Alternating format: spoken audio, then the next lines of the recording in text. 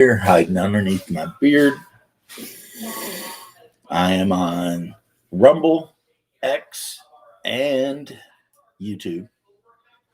Um, so I can be watched in either place. I've just finished a good 2/3 of a 3,000 point army for Legions Imperialis, Knights. So you can see I've got a couple of different models here. And then back here, I've got my Quaestaris Knights. I've got 6 more Quaestaris Knights to build. And then I think along with the Warhound, that's gonna be like two. When I used the army builder, it came out to around 2,000 and change. So like 2,996 or something. So that'll be good. That will be good. Um, Now, the name, A New Era for RoleMaster, the reason I put that there is because while I was looking around, it turns out on Drive Through RPG, they have a program called Era, and it's specifically designed to do all the hard work that RoleMaster might require. So, and I mean, unfortunately, what you get for free is like the most bare bones minimal shit, right?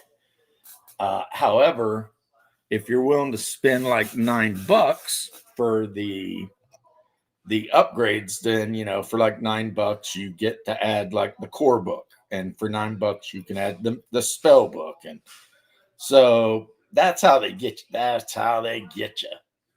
To quote how they get you. That's how they get you.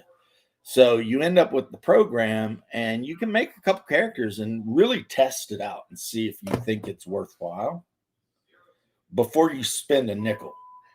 And I would suggest that. So after spending a couple of days, a couple of hours over the course of a couple of days at night, going over the program and really trying to put it through its paces, I decided that I would go ahead and add the core book at least, right?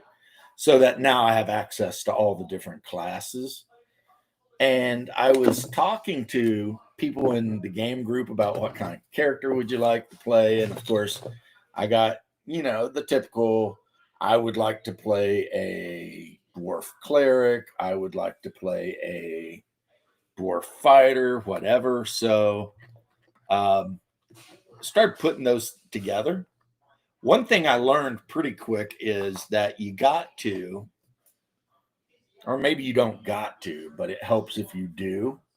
When you make a character, make sure that you put down that any character you make is going to be prepubescent unless you actually click the button to level it up. And so if you don't know that, every time you make a character, you're going to be like, man, this character kind of sucks. You know what I mean? Because it's going to suck because it doesn't get all of the points to spend on skills and stuff that a standard starting character would. So that was kind of a big deal for me when I realized, yeah, you kind of want to add uh, the level 1 at least. I mean, you could, if you want to start with a much higher game group, I suppose you could level it up to wherever you want, but you level up to level 1, and at least that allows the character to start the game relatively, proficient and capable to do what it's going to do, right? And yeah, it turns out, I mean, somebody like last time I streamed was saying that in RoleMaster, every class has access to magic. That's kind of true, except kind of not, because like the one dwarf, he's a dwarf fighter, and somehow he's got access to mentalism, but he's also got like negative 37 power points. So it's like, okay, assuming somehow he even learned mentalism powers, he could never use them because, you know, dwarves get a huge penalty towards, you know, their starting power points and stuff like that. So there was that.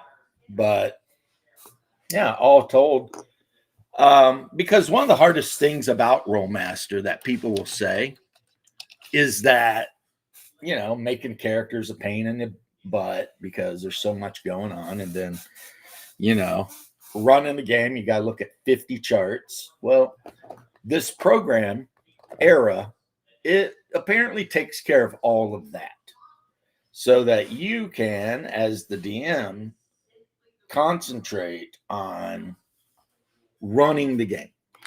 Like there in Era, there's an actual tab called Adventure. And you can, like, if you have a person's character in the program, you can put the combatants on either side. So you got your orcs and stuff.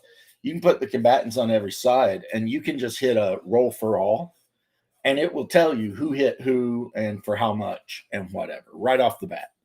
So this program pretty much computerizes the entire RoleMaster unified system, and it works with RoleMaster Classic. It works with Against the Dark Master. It works with all of that kind of things, right? So very exciting, I guess, if that's something that you're into, you know, if that's what you're into. And maybe later we'll get hot by the refrigerator.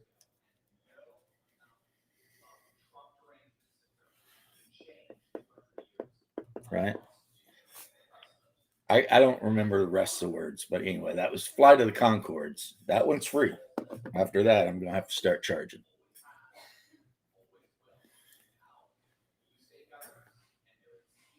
But, you know, because you guys definitely do not want to mess with the hippopotamus or the rhinoceros. Because, you know, because as they say, ain't no party like my Nana's tea party. Hey, ho. Anyway, I'm the mother flipping hippopotamus. I'm the mother flipping rhinoceros. See? What gave you the opinion that I was a large water dwelling mammal? Did Steve tell you that? Steve.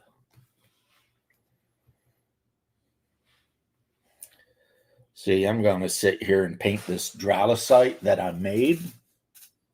I actually made this Drowsite out of like a space dwarf. Actually, two, because I cut the third leg off of one and put it on this one. And then I took the head off and use green stuff to make, you know, basically a globular head. And now I am, you know, painting him up.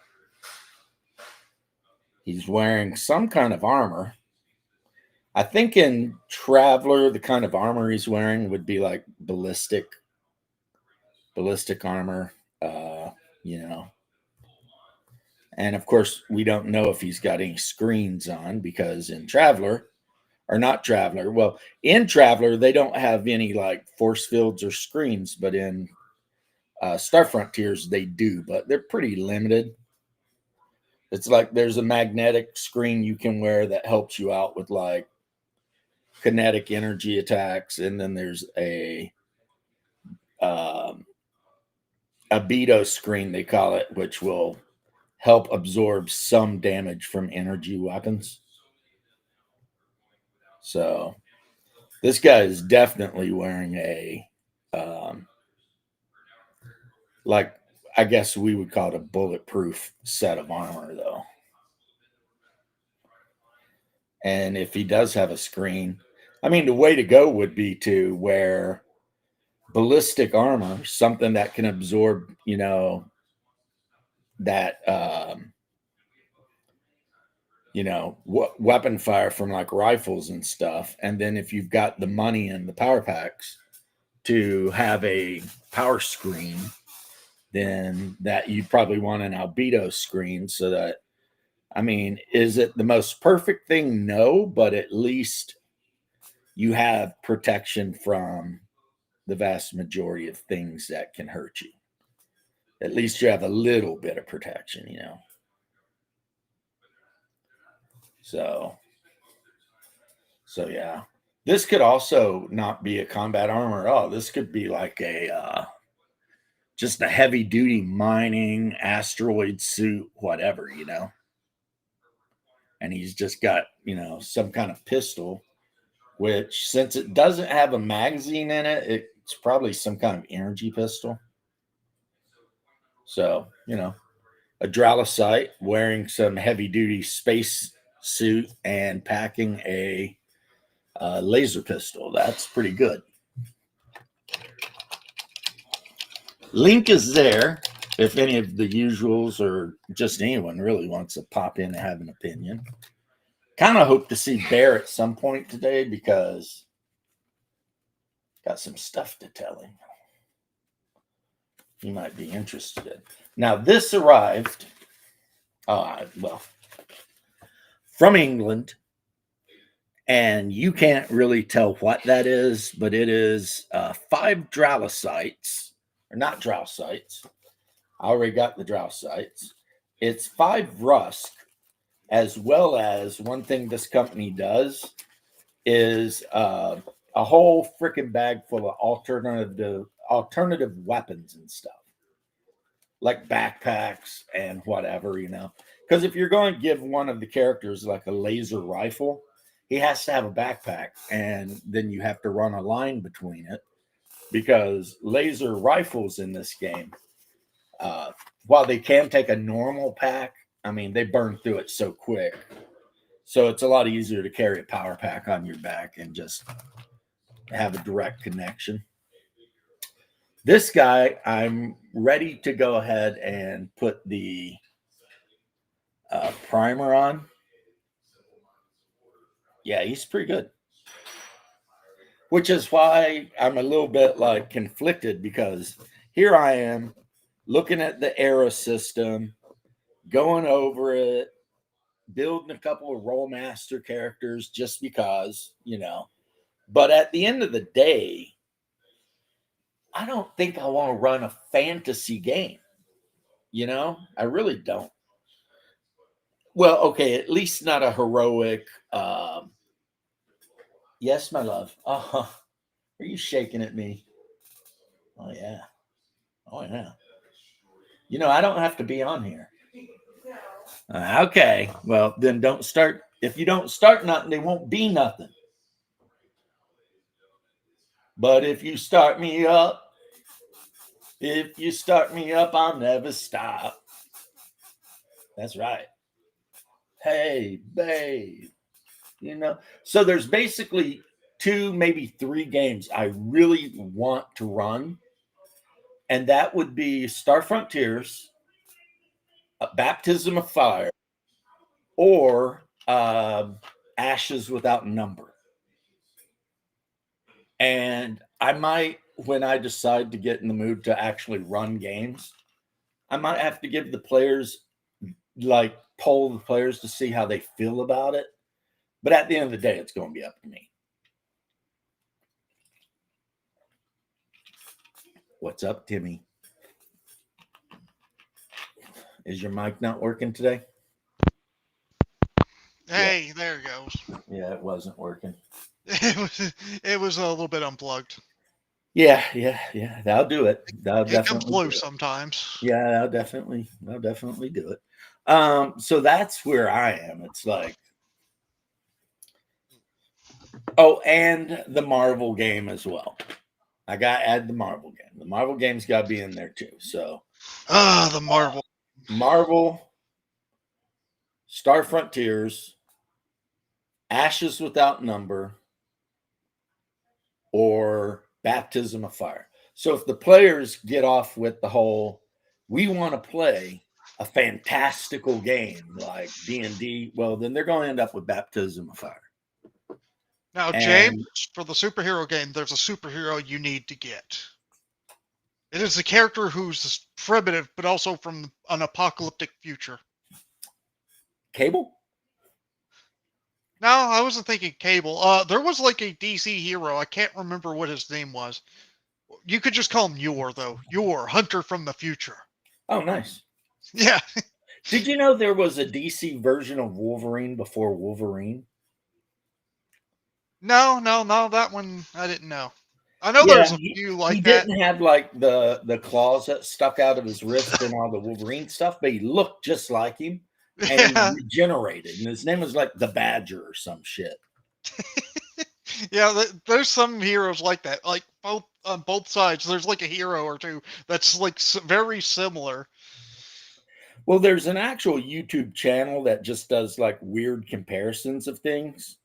Yeah. And one of the guy's videos was comparing DC to Marvel characters and who came first. Yep. And it's like, okay, Deadshot came before Deadpool. Yeah. This Badger guy or whatever he's called came before. I think the Submariner came before Aquaman. Submariner came before Namor, or no, Aquaman, however it works. Yeah. So it's kind of like, Aquaman. but they only compared the characters that are very similar to each other. They weren't just comparing, It's like, So yeah, Deadpool is just Deadshot with Spider-Man eyes. Yeah. But ultimately they're about the same. And there's another character who is like what's his name with the bullseye in his forehead? Bullseye. His superpower is he's super accurate with everything. I don't know on that one. It sounds very familiar, but I cannot remember. Well, he was in one of the I think he was in the Ben Affleck movie about Daredevil. Daredevil. He's played by Colin something, and he had like the bullseye on his forehead. There's like a scene where he takes like a freaking paper clip and he bounces it off of three things and hits somebody in the eye with it or some shit. Yeah, so kind of like Deadshot, but not really. It is Deadshot. Oh, okay. Okay, you're talking about Deadshot, huh? So yeah, there is a Marvel version of Deadshot. Okay. Not just this DC version. It's like, it's really, actually, it's really not that hard to believe that they were borrowing shit off of each other. Oh, yeah, they definitely were. Green Arrow and Hawkeye. Yeah. You have, Marvel has their version of Superman. Yep, which is, what was it? Shazam, kinda. But no, they had another one. Shazam's, actually, DC. Yeah, Shazam's DC. You're right.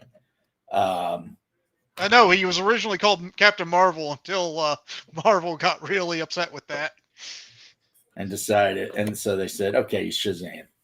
Yeah, he's like a 12-year-old kid. Yep, and then then Marvel made their Captain Marvel. I'll tell you one of the things I was watching. It was a comparison of all the worst crimes ever committed by superheroes and supervillains.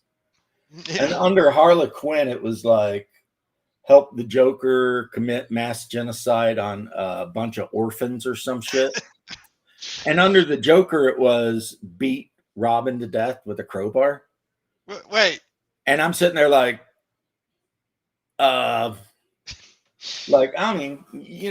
say what you want, but I kind of feel like murdering a bunch of orphans is way worse than beating one guy to death with a crowbar. He had something against orphans, it seems like, because they are all orphans.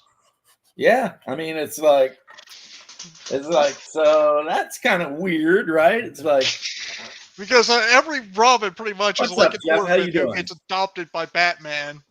What's going on with RoleMaster? Drive Through RPG has basically got a program that completely automates RoleMaster. Like you can make characters in it. It'll run combats for you. It'll do all the things. It's called ERA. ERA. ERA? ERA, the Equal Rights Amendment? No one around here believes in equal rights. That's clear. How you doing, man? pretty good. Hey. I actually had said I wished Bear was here. I wanted to say something, but now Well, I'm here. I know. He I was just wanted to busy say- fighting with Oh, well, Amazon. Sorry? He just wanted to say you're gay. Oh, No, well. I forgot what I wanted to tell you though. I was going to tell you. Would it be that I am all that is man and many should try and be more like me? Well, I wouldn't disagree. Well, thank you. Oh, I know one thing I wanted to tell you. Hmm. The guy with the weird, like, I might have told you this. I can't remember. It's been a while since I've even live streamed. The guy with the weird kind of steampunk glasses that in some of the comics puts his butt on you.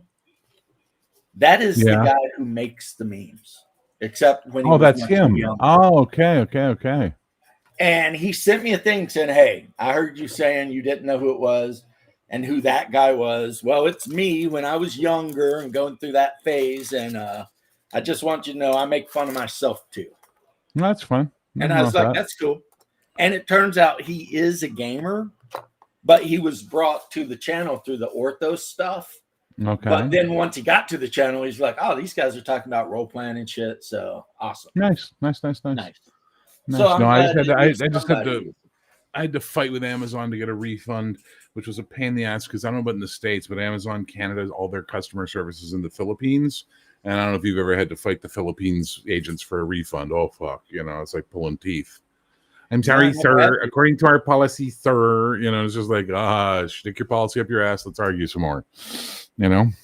Yeah, never had to do that. Fortunately, Never had to deal with it either. I don't like Yeah, buying no, things basically- online though. Well, that's nice. They reboot. They read the printing. They screwed up the cover size, so all my copies of Valorous that arrived at the convention this weekend were like the book's 7x10. The cover was printed at 8.5x11, so everything's cut off a little bit. You know what I mean? So I had to fight with them, show picture proof, and then they're like, "Well, you have to return the books." So I'm like, one, the books are no longer in my possession. They were given to the people that had the books were supposed to go to. Secondly, let's get into and like the supervisors find me, and then this is what I did that made me win was basically I said, okay, let's get into this. I said, you know exactly what we're going to do with those books. They can't be resold because they have a misprinted cover. So you're asking me to contact 3 different people that have those books and ask them to ship them to me, thereby involving gasoline, packaging, waste, you name it, to get these books to me. And then I'm going to put them all in a box and ship them off to you, involving airplanes and trucks and gas and pulp and all this fun stuff. I said, so, and keep in mind, this call may be being recorded for verification purposes. Is this the green climate choice Amazon wants me to make today for 3 books that you're going to throw in the garbage when you get them? Sir, we're going to give you a one-time credit, sir. Fuck you. Fuck you. Well, I mean, look, you turned their own policies around on them, and good for that. Yeah, that's what you have to do, I guess. I don't You know. know, you got to be like, "Hey, this is what you believe, man. Live it." But yeah, RoleMaster has always had a place in my heart, especially the Middle Earth role playing version of it. So the fact that RoleMaster's they nice. came out with a whole program that would automate the whole game for you. What? Yeah. They have See- a program now? ERA. ERA. Well, this is what oh, okay. I thought you were talking about the Equal Rights Amendment. No. Okay, so I don't give a shit about equal rights. Well, I bet your wife does. You know, Especially she ERA. gets mad sometimes when I tell her that she shouldn't be allowed to vote, but she always gets over it. Plus, So I mean, this honestly, if you're on the opposite side of the political spectrum from me, you don't want her to be the one voting because she is a little bit more right than I am. You know Yes, what well. I mean? I'm a, go along to get along kind of guy most of the time. She is a little Viking, and when she decides things, then, she makes them happen. So anyway, went to a funeral, Okay. hung out, took my brother-in-law out to dinner a few times. Basically, he lost his mom, and so my wife and I went up there to hang out with him and make sure he is okay, No, because that's it kind of you. sucks. And my wife is very family oriented, Wait, he's your brother-in-law, right? so he's her brother, or he's her brother by marriage? He's her oldest brother, older brother, Okay, only so brother. then, and his mother died. Yes. That's not her mother. No. Is this a Kentucky thing? Is this a South thing No, that this everybody is has like 5 different Gainesville, parents? man. What, Gainesville? Where's that? Where the University of Florida Gators play from. Oh, so it's again. So this is a Southern thing because you have like family with like different mothers and fathers, and I hear this all the time from you guys in the South. I'm like, what's going on down there?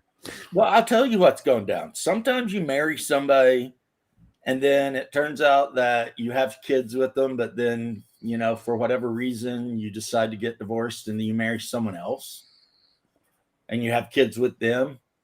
I And understand. then even sometimes you might do it a third time and it causes all kinds of shit. So basically, the lady who passed, she's 90 something years old, was my father-in-law, my wife's dad's first wife. Okay. And then they split up, and my father-in-law remarried the mother of my wife and her sister, right? But for whatever reason, the first wife treated the kids from the second wife like they were hers the whole time anyway. Okay. And since they had these 3 or 4 half siblings, they would spend nights and go on trips together and everything was cool, right? Yeah. So that's what happened. All right. It's not like when they split up, they hated each other's guts, with a white hot passion. And they're like, F you, I hope you die or something. It was more like,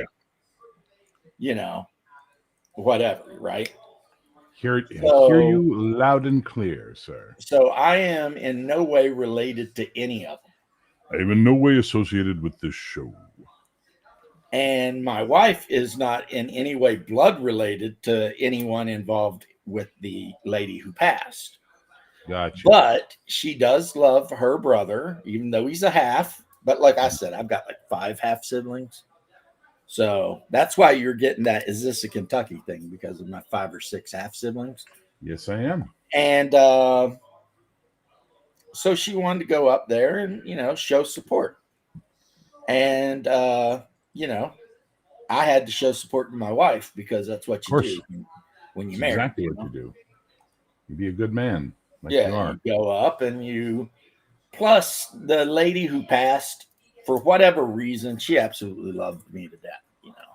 She loved you. She loved me to death. Wow, that lady obviously visited my house and we just sat at the table and talked for hours on end. I mean, she just interesting lady. Like her first husband had been a Romanian politician back when Ceausescu was still running Romania. Ceausescu, yeah. And at some point when he decided he was done with her, he abandoned her on the border between Romania and Bulgaria, which at the time were both part of Yugoslavia. Yeah. Or some shit. And she had to find her way back to the US or some shit like that. They were part of the Warsaw Pact. And she's over there. Now, when she told me the story, she said she didn't realize that her husband was possibly a foreign agent.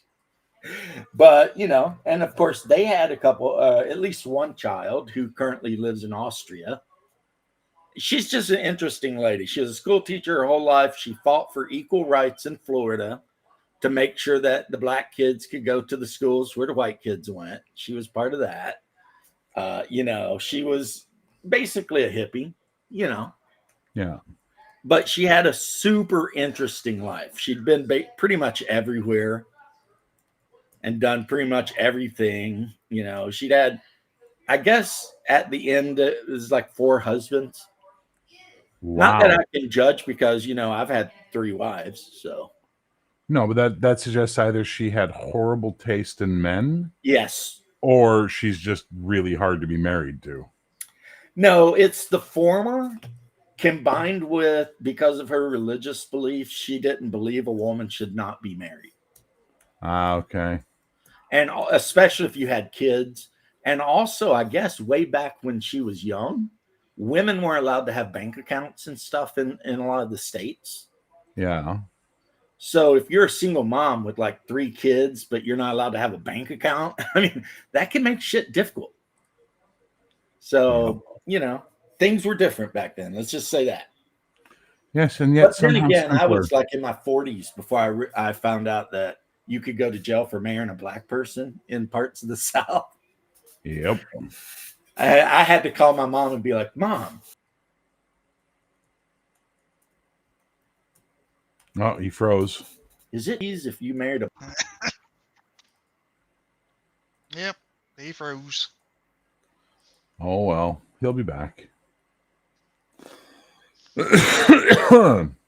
So what's new with you, Bear? Had the convention, was at ClariCon this weekend. Life is life, and now I'm here, home. My cats are being assholes because they had 3 days without me, so that was unforgivable. And what's up with you? I'll have a game tonight. Got What are things you set up playing? for another game. Bubba's tabletop Dragon Slayer game. Oh, you're playing that? How's that going? Oh, we're gonna be in a pretty big fight soon. A troll, few harpies, few cultists, dragon men. Now, Dragon Slayer, is that the name of the game? Yeah, It's just D&D, right? it's basically an OSE type game. Yeah. Yeah, okay. I'm just making sure. Just asking. Not trying to be a jerk about it. Just want to know. See, I'm done. I don't care. Like, I literally do not care what your version of D&D is anymore. You know what I mean? I'm just like, it's a D&D clone. I'm not interested. Oh, but it's different. It does this differently, and then it's got a thing over here. I don't care. But then does it come with a Vietnamese whore who sucks my dick? No, then I'm not interested. Thank you. For me, I never got the OSE style game, so Boy, I missed some stuff there. yeah. He's telling me about playing Dragon Slayer, and I'm saying how I was finding out that it's just yet another D&D clone, so I have no interest in it. And then I was explaining my qualifications for your OSE clone. Your D&D clone needs to provide a Vietnamese or other type of whore that sucks my dick as a feature. Otherwise, I have no interest in it. Well, from hanging out with you, I've learned that would be a Quebecois woman. Ha ha! I'll take it. I mean, you're the one that told me. So if you want to be mad at me, I'm just going to be like, why would I be mad at you for telling you the truth about the Quebecois world? Hey, I'm just saying. I should caveat that. Hang on. I should caveat that, though. When I was a young man, so that was the 80s and 90s. Yeah. It could be different now. They could all be psycho-feminists for all I know. I don't know. Yeah. They could all be like, if I were a rich man. I gotta think the weirdest thing about Dragon Slayer, though, is the fact that they have Cyclops men as a Oh, yeah, by the way, and this is not a bad thing, but we'll keep talking about something, even if you want to hear about it or not. Sorry. Cyclops men? We're going to be talking about Cyclops men? Yeah. Yeah. But I'll tell you something. In my day, we had Cyclops women. I mean, you can play Cyclops men, I guess. It's just they call them Cyclops men. See, if I had to run that game and somebody wanted to play a Cyclops man, I would absolutely tell him when and how he's going to die. Oh, so you're going to crull him. Yeah. I'd be you like, just got crulled. You just got crulled, sucker. You just got crulled, sucker. And then, like, when that time came, he would die no matter what. He'd just die. It'd just be his time. And I'd be like, well, you're the one that want to play the Cyclops, and you know how that works. I mean, they made a deal so that they could see their future, except they got ham-boned by... Well, I mean, look, given that he's already stolen the name of a Disney film for his thing, why not steal some lore from other films, and put it in there? Mm. I still, to this day, cannot understand how he got away with this.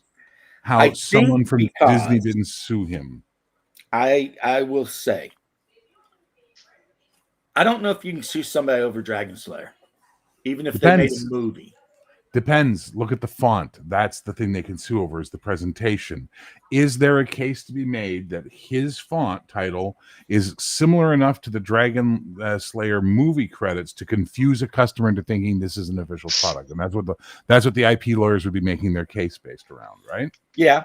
Yeah. So if I made a character called Wolverine and published a comic, they can't stop me from doing that. But if my title logo looked enough like Wolverine, or my character looked enough like Wolverine, yeah, if your character was running around in yellow and purple with like extendable claws and shit, had a funky haircut, then they could sue me. Then you're going to be in trouble. It's going to be like, yeah. So I don't know. Maybe whatever. I mean, he got away with it. Good for him. Whatever. I don't think they noticed. I think honestly, when I think about it more and more and more, no one saw it. No one noticed. You know what I mean? You know what? Or maybe someone noticed, but then they were like, "Is it really worth it?" Yeah. Disney. They have to.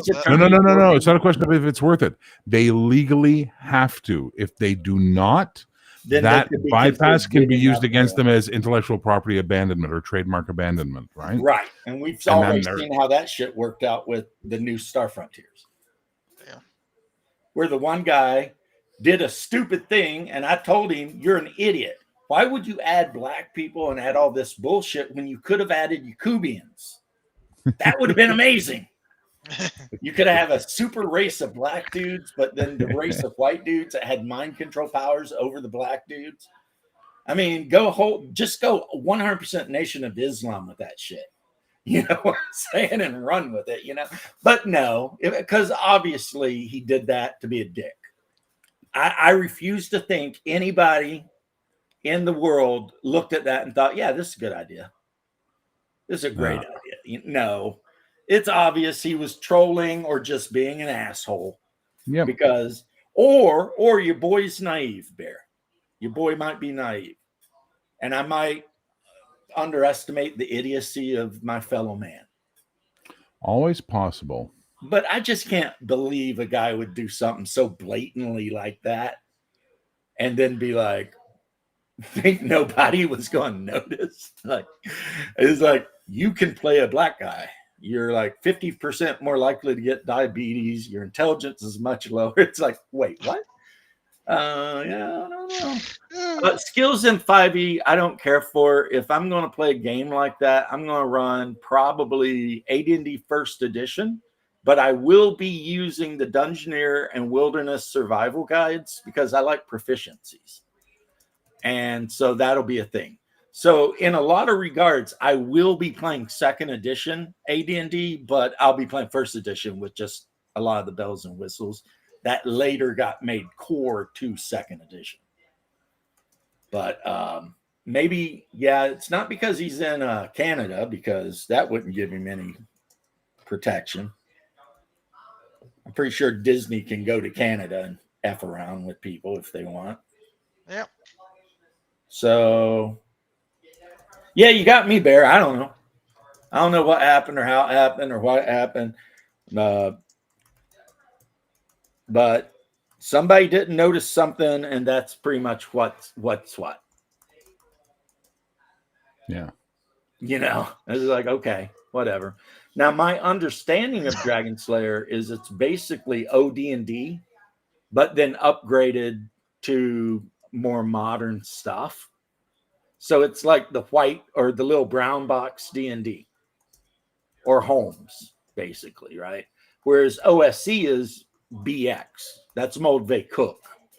And then the other one that came out is Labyrinth Lord is Beckme, I think. So you have all these OSRs that are based on different basic sets. And the only difference really between most of the basic sets was who was editing that basic set. That's really the big thing. If you look at the Moldvay Cook basic set, it doesn't say written by Moldvay or Cook. It says edited by.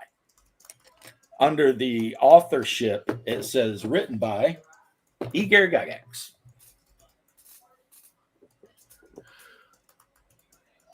Red Dawn. Hell yeah, that's the original Wolverine. Actually, I found out that DC had a character that Wolverine was based on, and his name was like Badger or something, but he didn't have like extendable claws or an adamantine. You're talking about Mike Grell's Badger? Maybe he looked kind of like Wolverine. He had the same kind of hair and everything, but he didn't have any of the. Is that a comic book character called Badger? No, Badger has curly, sort of sandy brownish hair, so he has longer hair. His costume's blue and red, and has 3 slashes across the chest. You could sort of make a case that he's a Wolverine type, but he's actually just a mentally insane martial artist, Vietnam vet. So that sounds more like a Punisher thing to me. Exactly. Well, great comic, by the way. YouTube I highly video. recommend if you can get copies of books of Badgers, read them. They're great. There's this YouTube channel that does nothing but compares like things, and it's like all kinds of stuff. And one of them I watched was who came first between Marvel and DC, and it was just showing the 2 characters that were very similar and saying who came first. So of course, when you got to like Deadpool, you also had Deadshot, and it was like Deadshot came first, and then it was like. And Actually, there was like 40 characters. Deadpool is based on Deathstroke the Terminator. Deathstroke. I always say Deadshot's the guy that can't miss. Yeah. Yeah, I got him confused. Thank you. The guy who wears the orange and black and had a sexual relationship with a 15-year-old girl. That's who I'm talking about. Yep, that's Deathstroke the Terminator. Right. So apparently Deadpool was based on him, but they gave him Spider-Man eyes. I think I much prefer his Teen Titans version. Yeah. But there were a lot of characters. Me and Lex were talking about, or Leth were talking about, the whole Wonder Woman versus the Amazon or some shit. I mean, it's kind of getting goofy there for a while, Like, yeah. It's like those guys were just ripping each other off at every chance. They'll either get something really stupid or they're just ripping each other off on something. Yeah, it's like, I don't know about you, but that new DC character looks pretty good, Mr. Kirby. What do you think? And Kirby turns to Stan Lee and is like, well, we can alter a couple things. And now he is a Marvel character. It's amazing how that shit works. And vice versa, though. Whoever runs DC, I don't know. There's definitely some superheroes you'll never see again. What, like Captain Klansman? Oh, maybe, but I was thinking of Matter Eater Lad, Armstrong. No, Matter Eater Lad shows up all the time. What are you talking about? Why would we never see Matter Eater Lad again? He's a part of the Legion of Superheroes. I don't remember him much. And Bear knows. Fair enough, Bear I guess. tells you can take it to the freaking bank. When it comes to comic books, usually. Not always. I make mistakes. I'm only human. Okay, maybe he shows up a lot more in the comics. Maybe I'm too trusting then of you, Bear. Stop thinking movies and animated series are actually comic books. That would be my first piece of advice to you. It's my favorite. A piece of advice that I refuse to take, but I appreciate it. I know that you both. Shadow, how you doing, bro? Shadow. But as a result, I always take your word on stuff about the comics because I know that I don't know shit about it. Yeah, but keep in mind, I haven't been reading comics for about 10 years on the regular, so there's a whole bunch of shit that's happened since that might now be canon that I'm like, well, that's not true. Yes, it is. It happened in X-Men 771. Well, I've never read X-Men 771 because those comics all suck now, Oh, I know you're not going to like this, Bear, but I'm going to do it anyway. Go for it. The recent hate monger video for Space King. I don't know what that is. It's a mockery of Warhammer 40K. Yeah. And hate mongers like the chaplain. And he goes off on this big thing about how you have to gatekeep your hobbies. Otherwise, icky girls and other people will try to get into your hobbies and ruin your sacred places. And he gives all his speech. And then in the end, he's standing there and this female space marine comes walking up and he shoots her. And he keeps doing the like his speech, protect your, and she's crawling at him. And he just props her up with his foot, sticks the gun right in the mouth of her helmet and says, "You are not canon." Boom, and blows her away. Let me ask you a quick question. It's like, awesome. But what out of any of that would I give a fuck about? None of it really, except you're like, I'm sorry, Bear, you're not going to like this. Why would I give a fuck? Ooh, some shit that happened in Warhammer happened? Oh. You sometimes humor me with the shit I care about. Oh, okay, fair. So you know what? Good, because there should be no female Space Marines because they're mutant freaks, and that's the way it fucking always has been. That's the way it always should be. And also, Warhammer's stupid. Get a real hobby. Damn, I feel attacked. Well, I gave you a little love, You and did then I give me a told little you, love, and then you threw a then you little got the vinegar in backhand. with it. A little vinegar with those fries. Enjoy it. I actually like vinegar on fries, so if it's malt vinegar. George told me, I forget, did you guys want me on that show or the other show? I always want you on every show, Shadow. And if you look at the icon thing I used for this show, that's the thing George made. And if you look really close behind the guys I think are me and Bear, you're sitting there. You've got the long, straight hair and the little kind of pointy beard. And then Bear's in one of the chairs and he's bald, but he's got a beard. And I'm in the air chair with the thick rimmed glasses. Now, I don't know if George meant it to be that way, but that's how I saw it. Since I wear these thick rimmed black glasses and we're all laughing at it's like a barber shop for wizards. And we're all sitting there laughing about shit. I mean, so I love it. And George said I could use it. So I'm using it because I love it. It's great. Yeah, it looks just like you, man. As soon as I saw it, I was like, oh, and also the guy wearing the steampunk stuff that keeps wanting to put his butt on Bear is the guy that's creating the memes, but like from 20 years ago. When he went through his, I'm a big fan of Skinny Puppy and I wear steampunk shit phase. Now he's like 50 or 40, but Yeah, George is actually talented. He's very talented. I like the stuff George is doing. But like I said, I've been gone a long time dealing with family. First off, she was dying. So I sat with her the whole time that I could and held her hand and talked to her. And then unfortunately, as happens, she did die. And then, after a wake and everything, she got buried. And so that's what me and my wife have been up to this past couple weeks. That's why I've been so back and forth, She's a good old broad, though. The barbershop wizards are trying to take back Constantinople. Oh, I love the meme the one guy made, that cold iron oven made. And it's like, Bear's like, look, it's not that I'm upset about the impalements and stuff. War is war. I get that.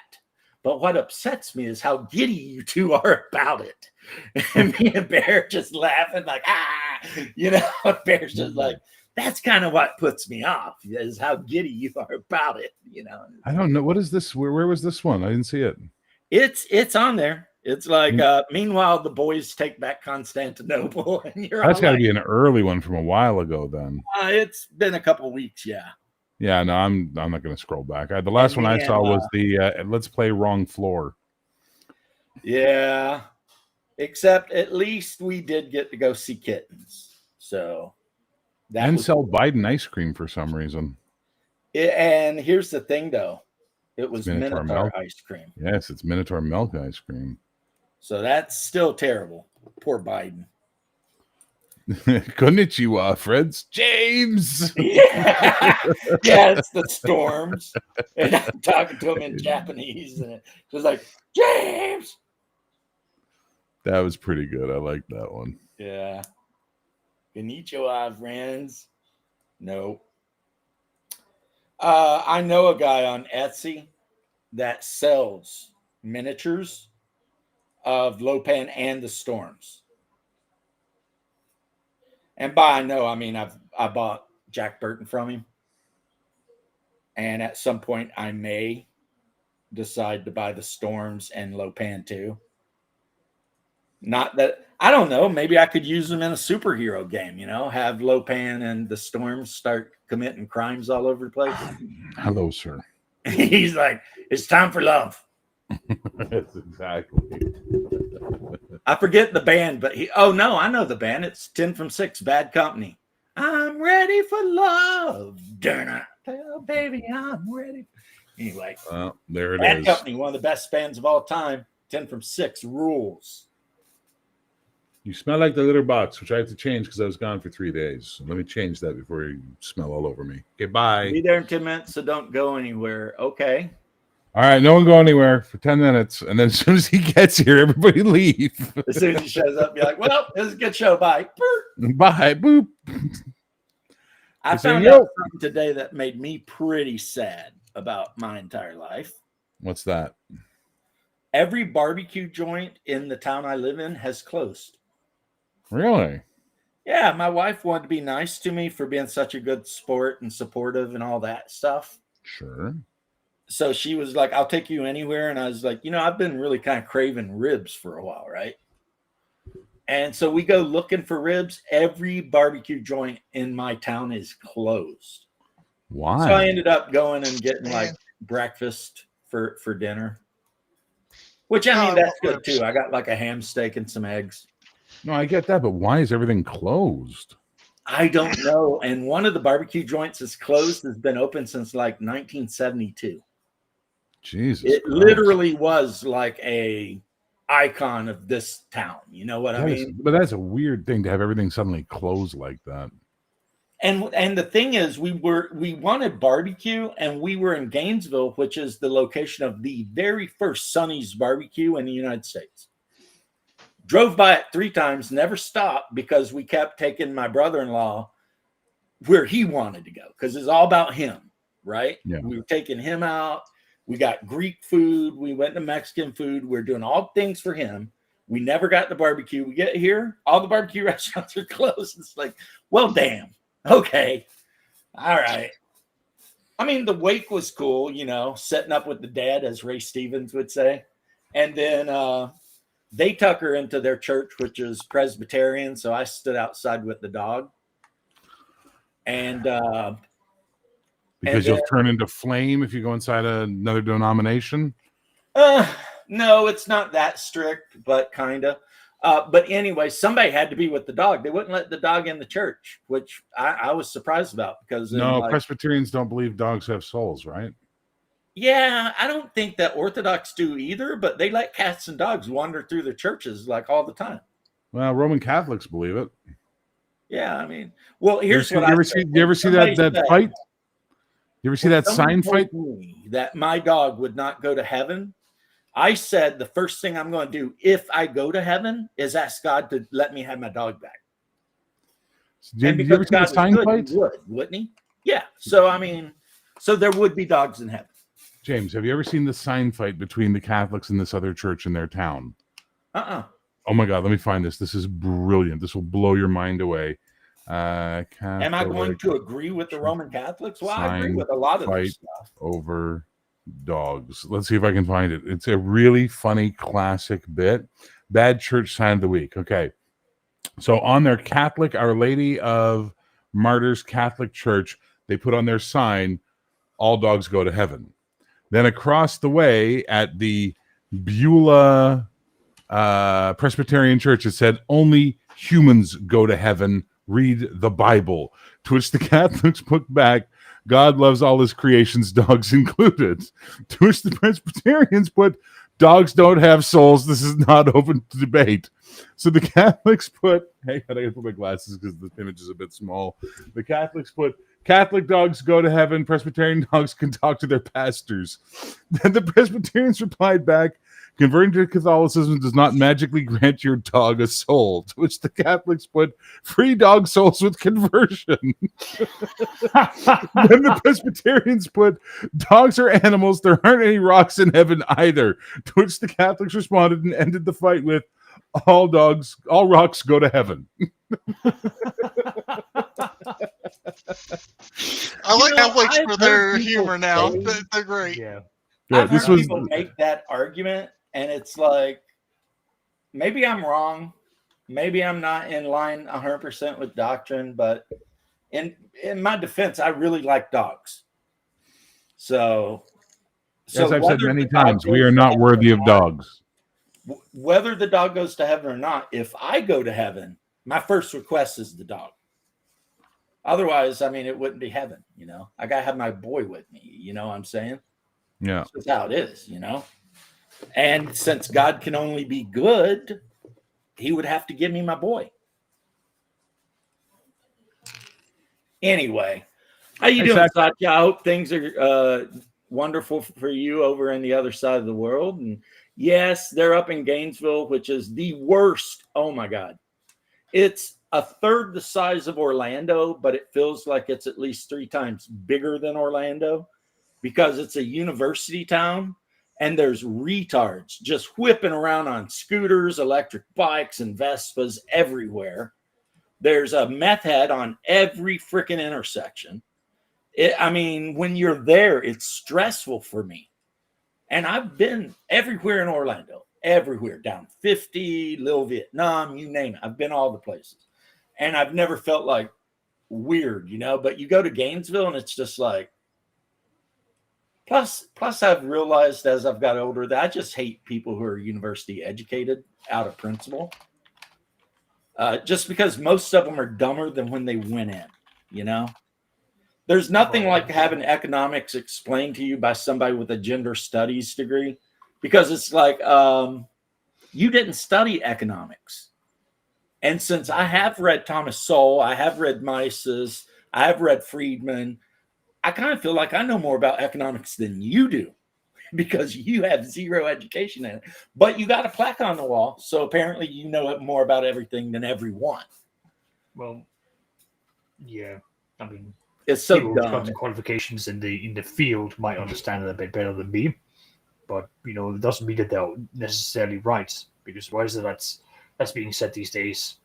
A lot of the professors will have their biases, which will then influence how you can submit the works, whether you then choose to believe those biases. When you go through the education is then down to the individual.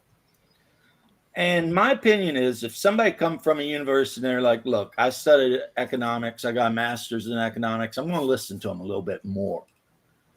But if you come up to me and you're like, oh, I studied soil reefercation or something I never heard of, I'm like, I don't want to hear your opinions on economics. No, but like, because you don't know anything about it. No, but if they were to talk about, okay, here's the damages that ships does to the oceans and the impact that it'll have on the reefs. Yeah, that's fine enough. Lay it on me. Let me learn. I'm open to that. I mean, I'm not going to go into a doctor's office and start talking shit to the doctor about how he does his shit because I don't know.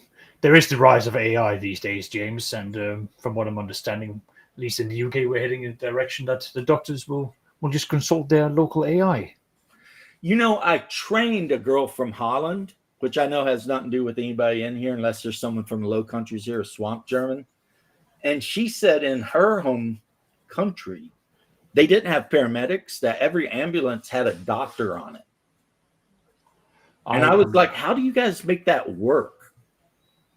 She was tall, really hot, but only about 19. So, and I'm married, so, But she loved me to death because I was so nice to her all the time. But I'm nice to everybody. So, no, I'm not going on EBT riots. My family, when they're dirt poor and could only eat cornbread and beans, never accepted shit from the government. It's a point of pride in Eastern Kentucky. We don't take shit. Right? We'd rather go out and poach a deer than ask for freaking food stamps. Screw that. I mean, there is such a thing as just, being willing to support yourself however it takes, And granted, if that means poaching deer out of season, well, you do what you got to do, But we don't ask any other people who are paying taxes to pay for our shit. And so I grew up the first 14 years of my life eating pinto beans every meal except for breakfast, which was eggs because we had hens in a coop. Yeah. And my grandparents could have got all of the stuff and they just refused because they were old school hillbillies. The less they saw the government, the happier they were. They just didn't want any part of it. Bad comes to worst, we'll just get some squirrel. Right. We used to do that. Take our little Marlin 22s out, bring back a satchel of squirrels, skin them out. Grandma'd fry them up because my grandma fried everything in lard. James, I just fried everything in lard, and my other grandma boiled everything till it fell apart into a grain mush. James, if I wanted to go squirrel hunting, I could just take my HK clone. Yeah. It's a 22. Yeah. Well, I've got a little bolt action 22. It's actually my wife's, and that'd be perfect for squirrel hunting because it's not like you need some high capacity sending out I over know. to kill squirrels. I mean, I could also use the lever action, the old little Henry repeater too, but yeah, I don't know. Henry's are good rifles. Yep. Howdy, folks. Hello. How you doing, my bro? Chilling like a supervillain. Getting ready for a interesting week.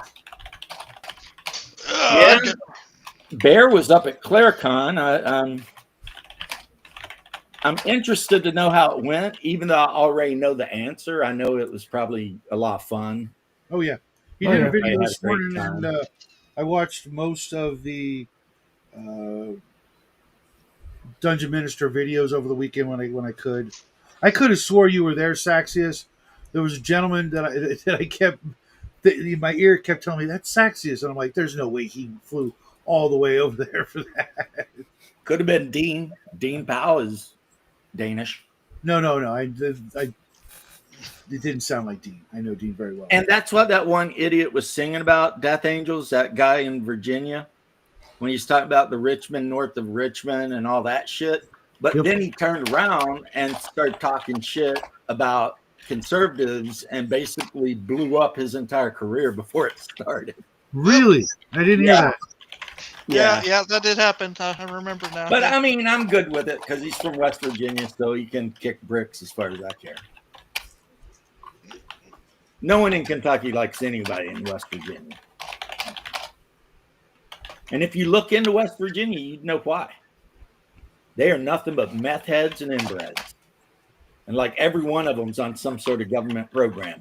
There's a lot of that in If you gather 10 West Virginians up in a room, one might have a job. And the rest of them are receiving SSI or some other kind of shit. That's just all they do. So that's kind of the way it was. Talk about food stamps, James. It's not for food. It's for drugs. Well, no, Death Angel's pointing out how these guys are going in and buying just shit tons of Actually, and little I Debbie can tell you cakes. this. I've heard more stories about people using those benefits for drugs than actual food. Well, when I lived in Section 8 housing, and that was because my biological douchebag was a veteran from Vietnam. There were people that would get food stamps and they would like sell them for cash. Yep. So it's like it was back when you didn't get an EBT card. You actually got like Books of it food looked stamps. like money, but you tore it out. Yeah. And these people would be like, "I'll give you $100 of food stamp cards for like $80 cash or some shit." Yeah. Whatever it was, I was young. They were kind of like the old Disneyland tickets. People have heard of the e-ticket. That was because Disneyland rides cost a ticket. You buy different denomination books of tickets with different. Yeah, that's where you get the term the e-ticket. That's what it said. Because the e-ticket was the best ride. Yeah. And I don't mean to cut you off, but my grandma worked at Disney back when they did the ticket thing. Yeah. My old man had when he worked for the government on I think it was Columbus Day. They had a special day for government workers, and we went every year for the first 10 years of my life. I've been here pretty much off and on for like the last 25, 30 years. I've been to Disney exactly 0 times. Yeah. And I live 35 minutes away. I don't give a shit about it. I've also haven't been to the beach since the last time my brother and I went fishing. Because I don't give a shit about it. I don't like the beach. I like the mountains. I love the beach. I could give a shit about the beach. It's full of sand, and the sand's gritty, and it gets everywhere. Of course. It's rough. It gets everywhere. Yeah, they hate Columbus for being it. No, Nice. This is my favorite thing. And I've seen it so many times. Like that Mandani guy or whatever running to be the governor of New York, and all of his friends, and Chink Younger, and freaking Hassan Piker, anytime they mention colonizers, I just want to go upside their head. Because it's like, look here, you Arabic son of a bitch. You did not come from Anatolia. And you did not come from Morocco. Actually, you came from a little peninsula near the Arabian Sea. That's where you're from. Unless you're Turkish, then you came from north of China. So who in the F are you to complain about colonialism when you literally colonized everywhere you went for thousands of years? Shut up. And they're still trying to colonize. Yeah, and they're still colonizing Europe, so, you know. And the U.S. Colonize, invade, it's all the same. Well, it's like, here's the thing. And this is why I absolutely love my Mongolian brothers.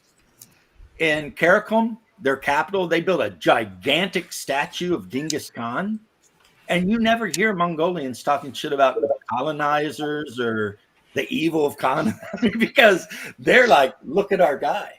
He conquered a quarter of the world. You know, it's like, and I'm like, I respect that, you know? I respect that completely, man. It's like, you conquered a bunch of people, high five, good luck. I mean, that was awesome, right? I mean, why should the people who win feel bad about winning? That's just dumb. Because the losers outnumber them 10-1 and they're a bunch of pussies. Well, maybe. But that's why I love my That's why they Mongolian lost, friends, because they're a bunch of because pussies. no F's given. No F's given. They're like, yeah, we're Mongols. We conquered basically everything that we saw. And we're The not Mongols sorry didn't about it. win. Okay. Let's slow down and take some realities. Everyone likes to fetishize the Mongols as these amazing warriors. They weren't. They were amazing tacticians. And the tactics they used was driving disease-bearing, resource-consuming populations ahead of their army to over-weaken their enemies before they hit them, and then add more people to that wave of humans they pushed. Oh, And did it work? So exactly what's happening now. There you go. Yes. It worked. So I don't give a shit. And they did it on purpose. It wasn't like they accidentally conquered all the land from all of China to Poland and Hungary and most of Russia. But I they mean, did have they a knew stupid what they were system of doing. governance. And they They were did good have- governors. But they had a actually. stupid system of governance because They let Genghis them Khan keep their died, religion. and now we all got to go back to Mongolia to pick the new guy, Yeah, which is a because they had stupid that. system. But if you got conquered by the Mongolians, pretty much as long as you paid your taxes and shit, you'd be all right, you know? As far as anyone back then was. I mean, there's always a chance of bandits burning your house down and murdering you and your whole family. I mean, that's just something people lived with back then, you know, wherever you were. Well, that's when Yeah, you want nothing's to be changed. conquered by the Romans because they provide you aqueducts, safe streets, education. What have they ever done for us? Yeah, I heard about that Red Hulk. They would wrap their bodies in silk Yeah. because it helped with arrows. And what I heard, which is a little different than you're saying, it helped pull the arrows out. What I heard is when the arrow would go through it, the silk would bind up around it and make it where you didn't bleed. Because it's something to do with when silk Napoleon- gets wet, it contracts or some shit. Napoleon believed that the same thing could be done with silk for versus musket balls, that they would push in and they could then pop the musket balls out. Found out the hard way. Nope. That Yeah, didn't it happen. work. When they came to Europe, Red Hulk, Russia, Poland, and Hungary are Europe, whether you like it or not. And they did pretty good there. I mean, they pretty much, the only reason Russia survived is because the Prince of Novgorod cut a deal with the Mongol Khan. He was like, hey, how about you not burn us all to death and we'll pay taxes? Because Kiev got flat burnt right to the ground, you know, because they thought they would act up and be like, yeah, we're going to resist the Mongols, burnt to the ground, you know. Didn't Baghdad go through that too? Oh, yeah, Baghdad tried that Yeah. shit. Baghdad's horrible, too, because they say it was 1 million casualties. In Then there's something about like they gathered up all the heads to make a gigantic pyramid as well, if I remember correct. Well, one thing also about the Mongols were, when it come to psychological warfare, they were geniuses. Like, everything they did was to instill fear and terror in anyone they wanted to fight. And if you can beat a guy in the brain, you already beat him every other way, you know? If he already thinks he's lost, then he's lost. It's a self-fulfilling prophecy. Yeah, Mongols had a hard time when they fought the French because the French came out with frickin' heavy plate armor and everything like that. And the Mongols are like, well, our arrows aren't so good. But the thing is, the French couldn't do anything to the Mongols, really. They could just leave whenever they wanted. The only reason the Mongols got effed up, Bear's 100% right, because the Great Khan died. All their best leaders had to go back to Mongolia, leaving whatever. And then Saint what's-his-name, Nevsky, used their own military tactics to crush them. I forget the name of the battle. But by then, the Russian Druzina were all using short recurve bows, and they were basically white Mongols at that point. You know what I mean? And then they ran them off. Or I could be wrong. Nevsky might have been the one that defeated the Northern Crusade. And it might have been another Russian that defeated the Golden Horde. But again, it was only because they adopted the... Did Vikings and Mongols fight? Yes, it was called the Burning of Kiev. Yeah, that's probably the closest you're going to get to that, but otherwise they didn't enter into the... Yeah, they didn't get to Scandinavia. No. But Kiev at that time was 100% still it was, ruled by the Rurik dynasty, who were Swedes. Yeah, there's the Rus. Yeah, and that's why Russia is called Russia, because it was originally called Rusland. Well, it is today, till this day, within Scandinavia. Like, it's referred to as Rusland. Yeah. And I guess Rus can mean wolf, but it also means Viking. It means river. It means river? It means river. River Yes. people. So That's they where were, well, that makes sense, because apparently you can go from the Baltic all the way down to Kiev on some river, you know? Yeah, no, that it's because the Vikings, when they were traveling from Sweden down along the Baltics into where modern day Ukraine is and the Black Sea, they would have to use the rivers, and the local people would refer to them as Rus, the river people, or the shortations of that. So they were then like, well, yeah, sure, we are the Rus, and then they adopted it, and and then it was the first Rurik that actually took over Kiev, and then he got killed, and then Yaropolk ruled Kiev, and his brother ruled Novgorod, and the third brother, Vladimir, was a Viking. He was out raiding up and down through the Baltic and everywhere. And then Yaropolk got killed, and Vladimir, first the one guy got killed, then Yaropolk got killed, and then Vladimir become the Rurik guy, and then he cut a deal with the Byzantine emperor to marry Basil II's sister, Anna. And that's kind of how the Russians become Christian.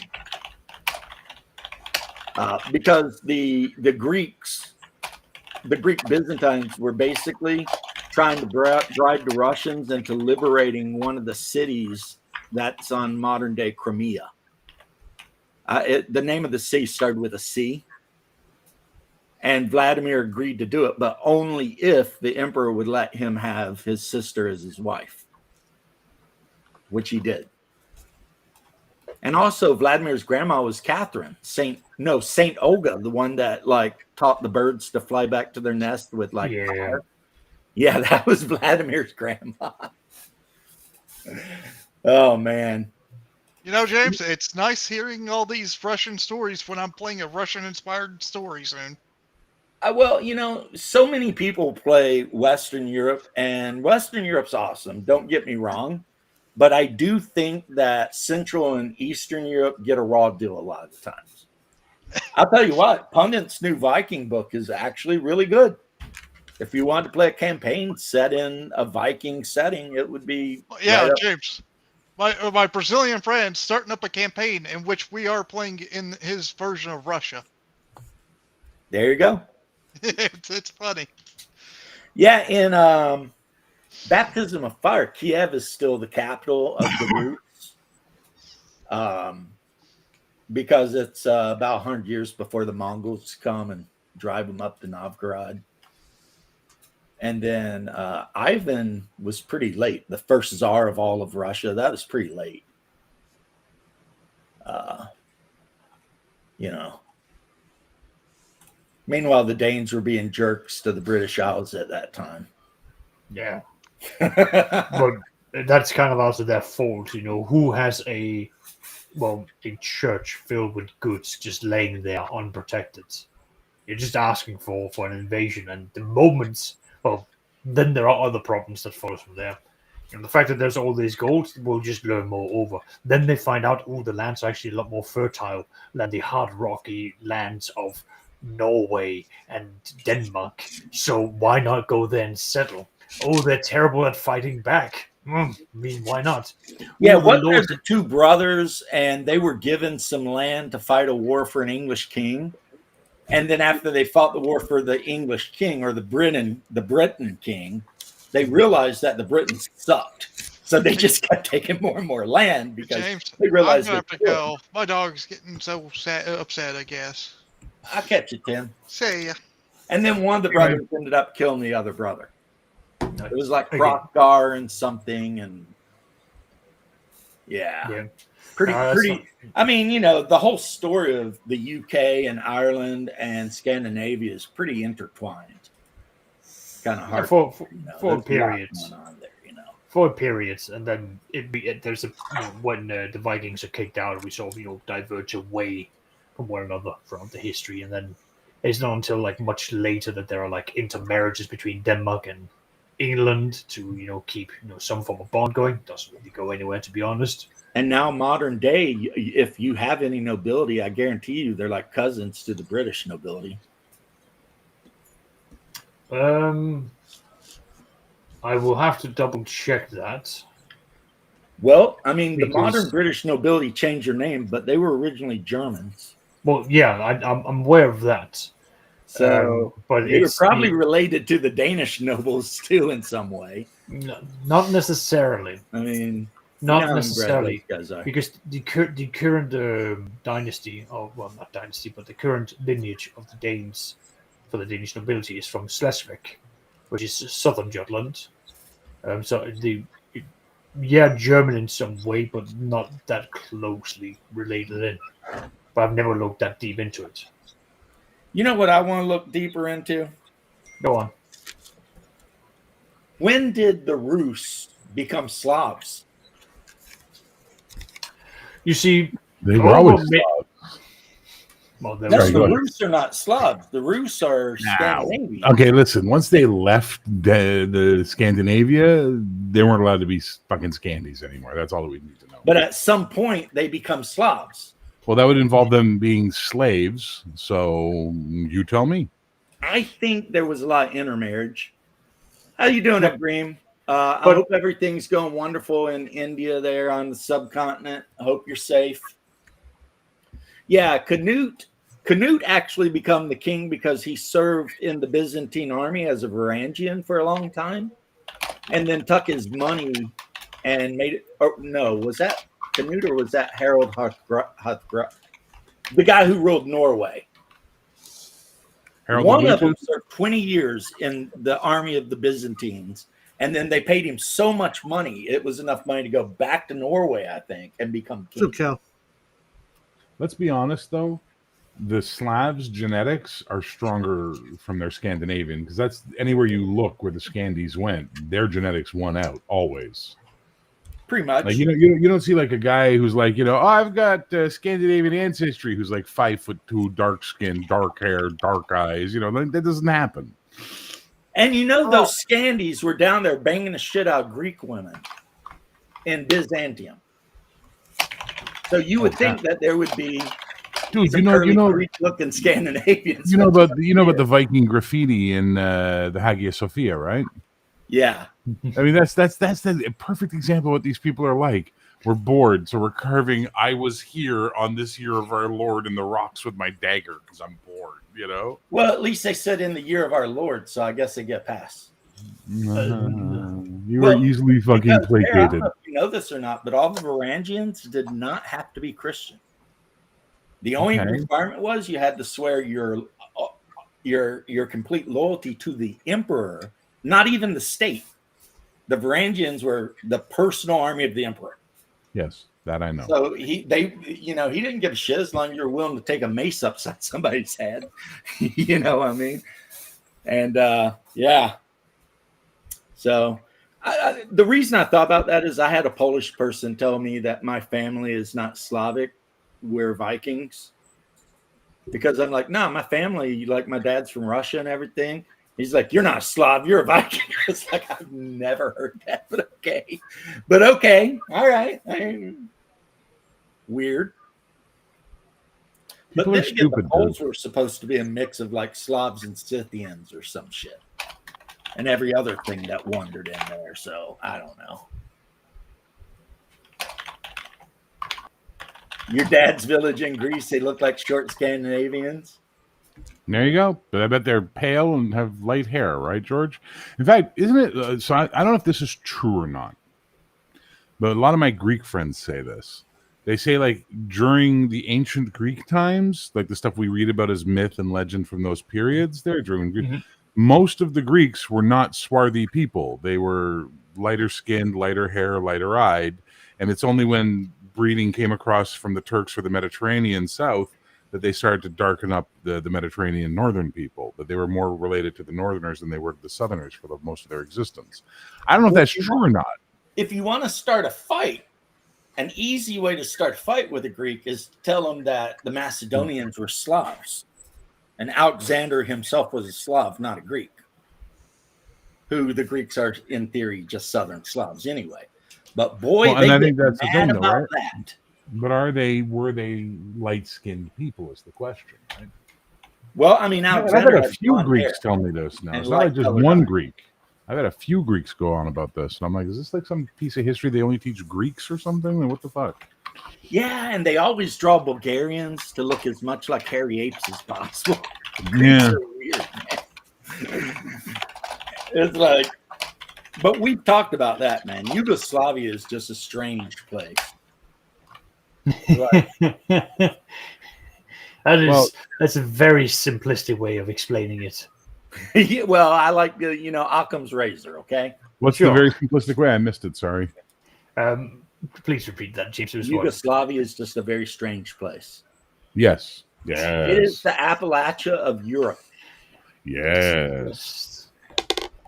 Yeah, well, I mean, Cal, you're 100% right, because from the time of the Etruscans, the Greeks, the Carthaginians, even before Rome was even a thing, I mean, the Mediterranean was full of sailors going to and fro. And sailors got to leave at least 2 women pregnant in every port they stop. Well, let's rephrase that. Women eternally throughout the entire existence of the female species have been whores. Like, that's what you could say instead. That's right? just kind of how it is, right? And if it's exotic, they're even more like, ooh, that's a flavor of dick I've never had. I want to try that flavor. Don't I know it? I've told you about my time in Frankfurt. Yep. Me getting a German woman, no way in hell. And back then I was buff, Army. But my skinny little looking like freaking Kevin Hart black dude that was in my platoon, he was knee deep in that shit. Yeah. Because all the German women wanted to be with an exotic.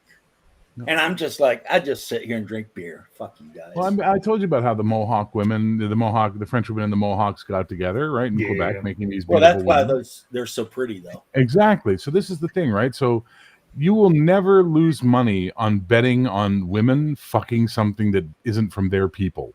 You'll never lose money on that. My buddy Miguel said to me one time, we were bullshitting around at the station, and he looked me dead in the eyes without even blinking. He said, you know something, James? And I was like, no, what's that, Mig? He said, whether you want to believe it or not, every white woman on the planet at some point or another wants to bang a black dude. Yep. And I was like, you think? Unless they're like super crazy, like Nazi white premise. And I was like, you think? And he's like, yep. And I was like, good to know, I guess. I mean, but then again, I had my experience in Frankfurt, so I knew he was at least half right. Listen, it's been a few days since we were dating black GIs. Everyone. It's been a while since we've all been on together. We need to give him more meme material, right? So that's what these conversations provide. I mean, I wasn't pissed because the German chicks were dating black dudes. I was pissed because none of them would date me. To be fair, it wasn't a racist thing. It was like I felt like I was being cut out of the whole situation. It's like if I could have rubbed some, boot polish on and got a German chick, I'd have done it.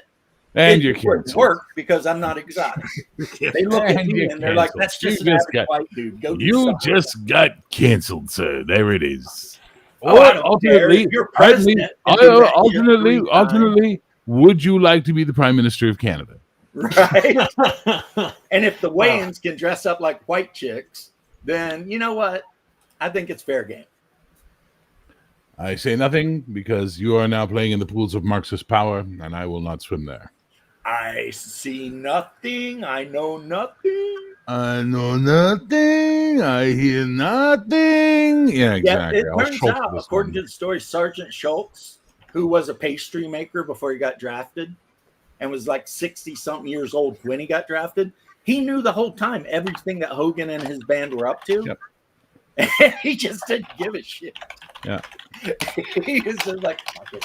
That's why they could always bribe him with food and shit. He already knew what they were doing. He was the only one in the camp. And he knew what they were doing. And he just didn't give a shit because he didn't want to be there. But he had to be there because that damn officer kept threatening to send him to the Eastern Front.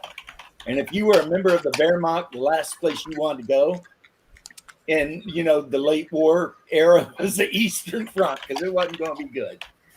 Yeah. My buddy was in Germany in the that the writers talked about.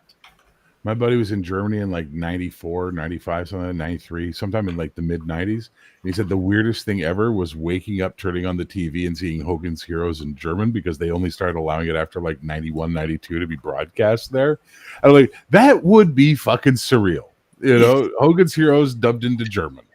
Hogan and Frenchie and everybody down there speaking German to each other. Oh, man. So your buddy was in Germany about a year after I was. I was there about 91, 92.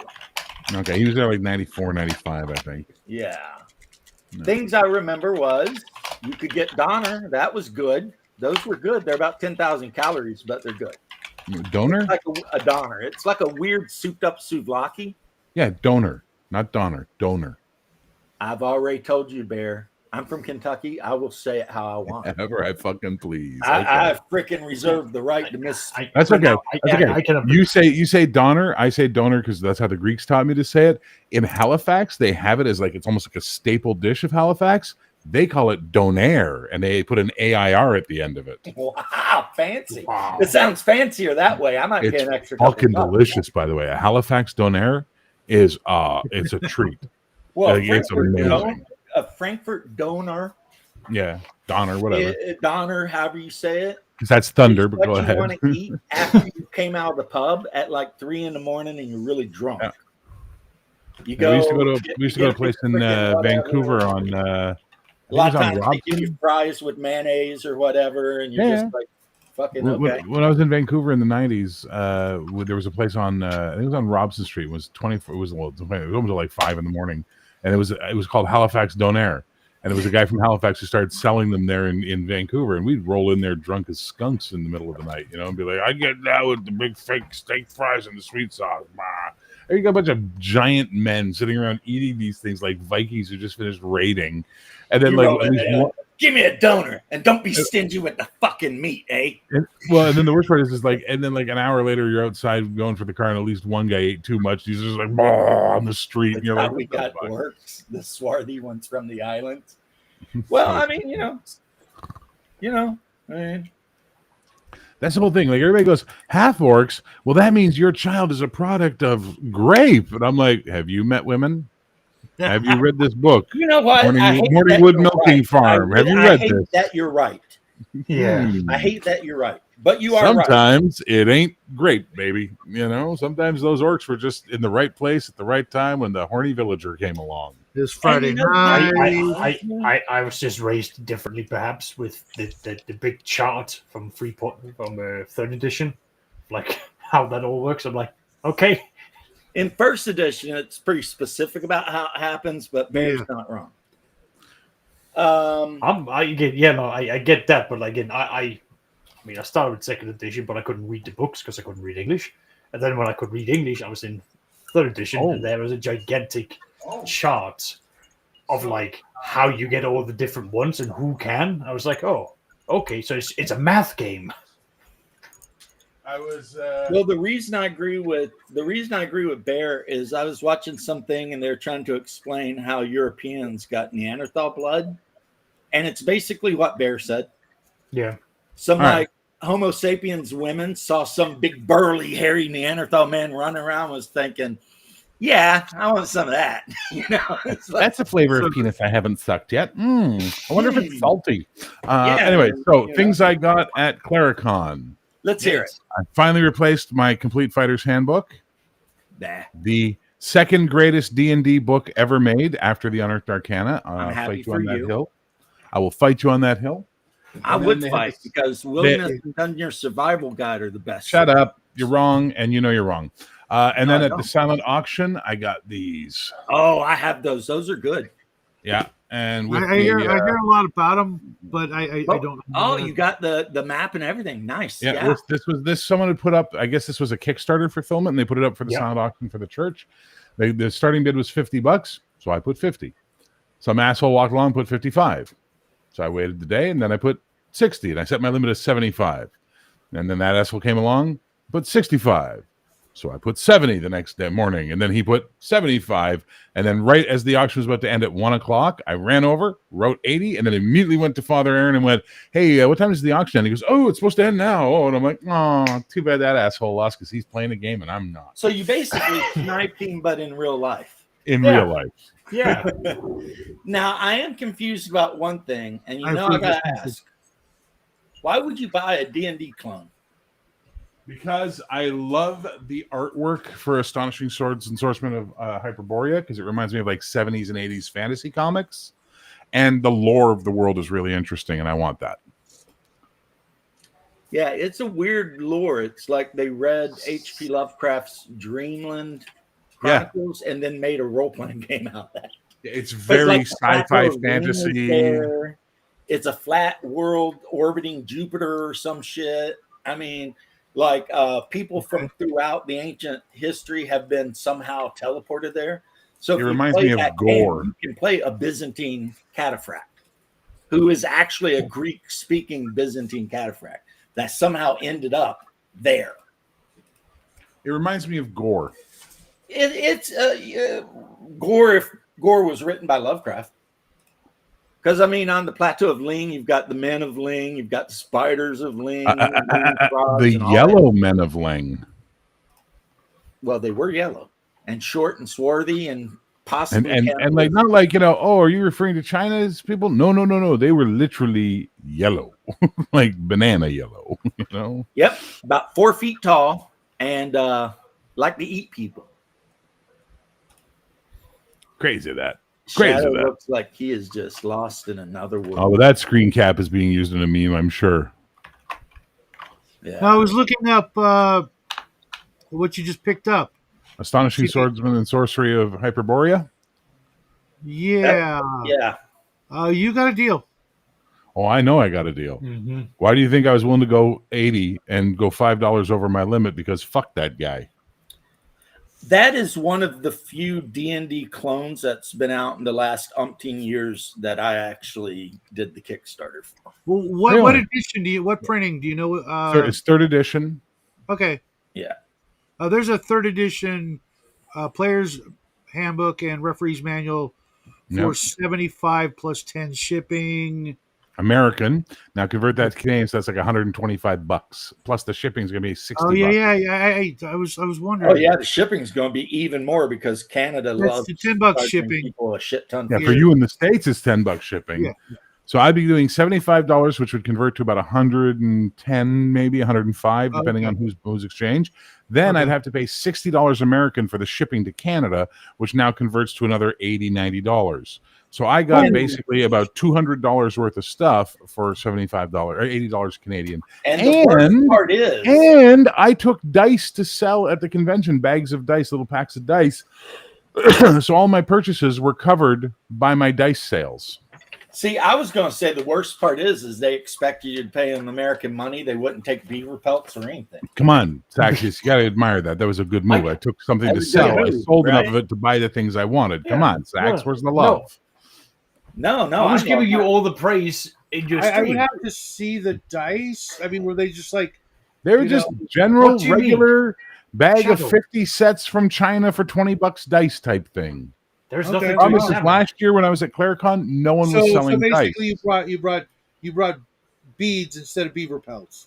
Yeah, pretty much. I traded shiny beads for currency and then used that currency to purchase things I wanted, much Shadow, like Shadow, my ancestors have for thousands of years. He has upped, And you know he has what? upped his mercantile skills. He is now finally a As level a one free market merchant. capitalist, my brother. I love Yep. it. And then the weirdest thing that happened. So this is really funny. Like, you might like this. You'll actually appreciate this, James, because you're a good person and you get goodness. Every year. Oh, hang on. I think my supper's here. I'll be right back. Uh-oh. All right. Go get your tikka masala. Every year we get 1 year older. That's me That's trying not to be funny. necessarily true, homie. There will come a year where you will not get a year older. Oh, depends if people forget you. I guess. Yeah, But your body itself will aging not in go reverse. beyond. So I it doesn't work. Yeah, you never age, so I mean, nobody I'm can just, say anything I'm just about getting you. younger. It seems. Well, we all understand that the blood sacrifices must continue Yeah. to stay young.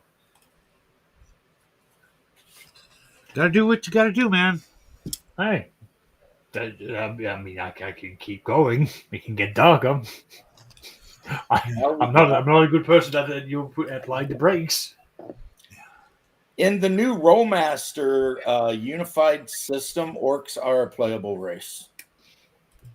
Like the base, just FYI, and it's not half orcs. It's just the big problem with the system, in my opinion, is in the core book. There's literally like 30 playable races, and most of them are lame as shit.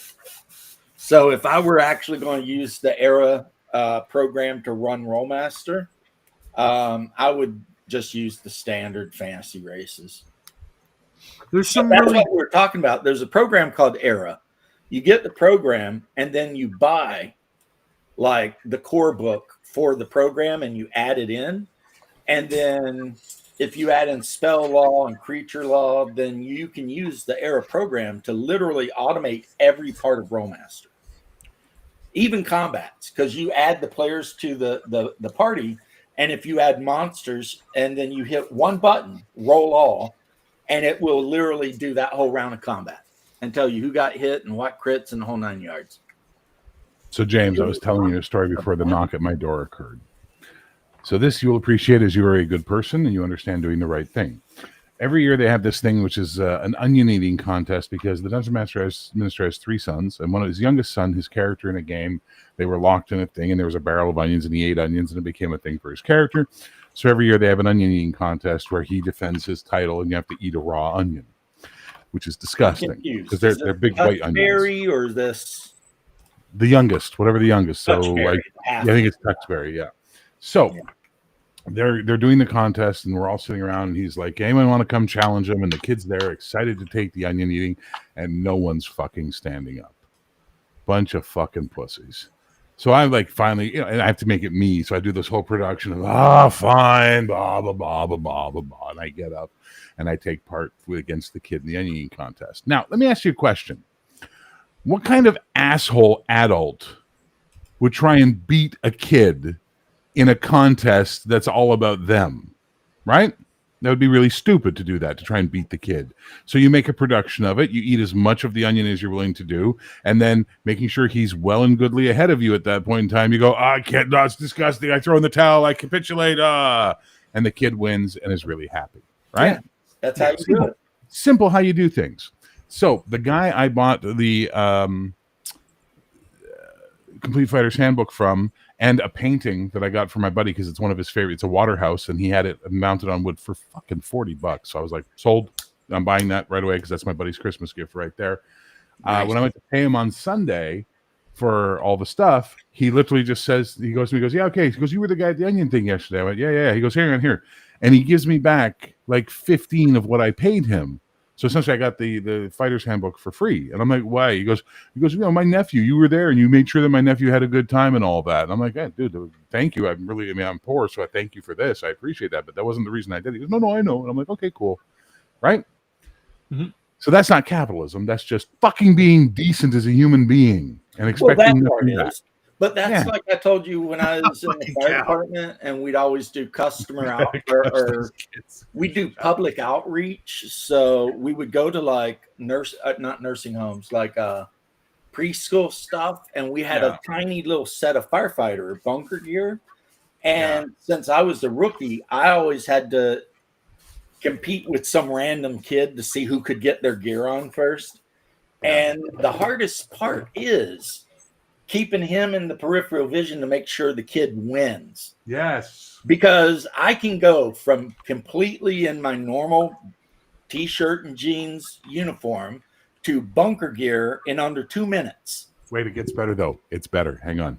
So this is the third year they've done the contest. The kid won the first year. Year. Guess who won last year? I don't know. Ye Old Geek. This son of a bitch, hobbit-sized human, actually took serious a competition against a child and beat him. Well, like I was proud of it. You know. Yes, I know. He's still proud of it. He's like, I've got the trophy. I beat a child. It's like, cool. Well, look, in an onion eating contest, something that like Cal said, most kids could never win. Their dreams young. Yeah. My boy's 17 years old. He still won't eat onions. And if these are like yellow onions or Spanish onions, so they're a little sweet, a little nicer, it'd be no problem. These are bald, white fucking onions. So I agree. Onions. Real quick here, Death Angel said something. I don't know what Talania is.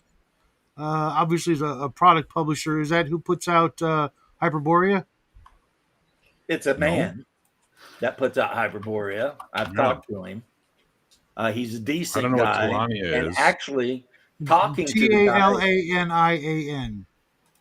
Talking to the guy is the reason I backed his Kickstarter as hard as I did, because he seemed like just such a cool guy. And I was like, I'll tell you what, even if I don't like your game, if you're nice enough to me, I'll buy it, because I'm like, that guy's a cool guy. I'm going to see. It's a good thing there were no Frenchmen there, because if there's something we know about Frenchmen is they love their onions cooked in oil. Or if you remember. No, listen, I love onions. I put onions in everything I make. Right. But eating a raw onion? Oh. I'm making a reference. You guys don't remember the scene in V? You don't remember that scene in V where the Mexican, he's driving a truck and they're trying to get past the guards or whatever. And so he takes an onion out and takes a big old freaking honking bite. Yeah. So his breath is oniony. Yeah. Right. But again, I mean, you're talking about the Dungeon Minister's kid, at the Dungeon Minister's con. I mean, you kind of got to, Well, I would just do it because I've been trained to be that way towards kids. Like, for the whole time that I was in the fire department, at no point did I ever beat any kid, at getting the bunker gear on. And when they throw their little hat on at the end, and I'm sitting there and I'm like, darn it, you beat me. And then my lieutenant's like, oh, firefighter James, you got beat again. And I'm like, I know. And I pretend to be sad, and the kid's super happy. And then like the nursery school teacher or whatever is trying to slip me her number or whatever. I mean, it's whatever. I mean, I throw it away because I'm a faithful man and I love my life, and I wouldn't risk it for a piece of ass, because let me tell you, one bitch many faces, right? But, it's just what you do. And then the kids feel good. And I told you, then the teacher comes by the station for some reason to drop off a bunch of crayon pictures that all the kids drew, mostly of me. There you because go. I'm the superstar. I was the guy that was in front of them, being an idiot, right? Yeah. Yeah. But I want to take umbrage to something you said. Hang on. Really fat. And I'm just Wow. like, God damn, that kid drew me round as a freaking bowling ball. It's like, I want to take umbrage with something you said. You said one bitch, many faces. Well, I lived at a different policy when I was in college and a young man, which was one face, many bitches. Yeah. James gets it. There we go. Shadow's now trying to figure out what women do with men. He's like, I don't understand this. I only understand men in my basement. look, I know it's crass to say. Oh yeah, that's exactly what's running through my head. It's very I'll be honest, crass I know to it flew say. over my head. I'm just like, But this is too advanced for me. I've never been overly like infatuated with one set of sexual organs like from a woman over another. I mean, I'm pretty easy to please as long as it's not sloppy and looking like a pit bull No. and a As long as sandwich. it's well maintained, I like the whole package. Right, you know. So why would I trade one that I already like for one that I may or may not like? Plus, I'm going to lose half my shit. Plus, I was in my 20s. I wasn't married. Yeah, I've when you're never not been married, you just look around and see what you see, right? But once you get married, man, I can tell you right now, I don't care what your wife is like. There's no one out there worth cheating on her with, because she's gonna get half your shit, and you're gonna still be messing around with the hairy end of a gut at the end of the day. So you advise murder as opposed to divorce. I understand. No, When I I advise being faithful, getting a hobby, being nice to your wife, helping out, and just living your life. I had a detective once tell me that it would be, I'm going to use the word better, for you to drag the woman out into the middle of the street and put a 357 in her mouth and blow off her head than to go through divorce. Well, to Shadow, be fair, though, you're married to a what? Mexican. I'm so well protected when it comes financially. She ain't getting shit. No, I'm just saying you're married to a Mexican. She may not get any money, but somebody will stick a machete in your ass. It would have to be a family member I've never met, but it's never going to happen. But Again, she's a Mexican. She's probably got 10,000 family members you've never met. They have kids like hillbillies do. yeah, no, her family's kind of. There's maybe one guy because he wants to join the cartel, so he's no longer allowed into my house. Well, But- that's a good hobby, though. I think I want to join a terrorist organization. How do you feel about that? He's 22 and retarded. He's already been in the hospital more times than I can count for alcohol poisoning. Oh, so don't worry about him. He'll do himself in anyway. Yeah, he'll self-check out very soon. Yeah, Yeah, and I think he's like 22, and he's already got like 2 or 3 kids, and I'm just like, oh dear God. So you're basically just supporting my claim from earlier, though. Women will fuck anything that's different and interesting. And Mexicans have as many kids as hillbillies. I didn't want to put the racism. Yeah, back into it, but there we are. It's not Not always racism. the Mexico's case. a country. As You know, wish, there's sir. black hillbillies, Bear, and they have just as many kids as the white ones. I don't see color. I'm colorblind. Oh, now that's racist these days. I know, and I'm not colorblind. Yeah, I've been through the divorce thing, and I don't. I'm not doing it. Wouldn't recommend it. That's my words on that. Divorce. Wouldn't recommend it. But like you all have already heard, though, the first thing I did when I got out of infantry school is marry the biggest whore I could find. And what's funny is my drill sergeant told us that a third of us would do that. And Drill Sergeant Blyden was 100% right. A third of us did do that. We married strippers and whatever. And, I forget the name of the musician singer, but yeah, you cannot make a whore housewife. That's for real. You really cannot. You can't. If she's for the streets, she's for the streets. And you might want to dip through on your way down the road, but you don't want to marry it. Nah.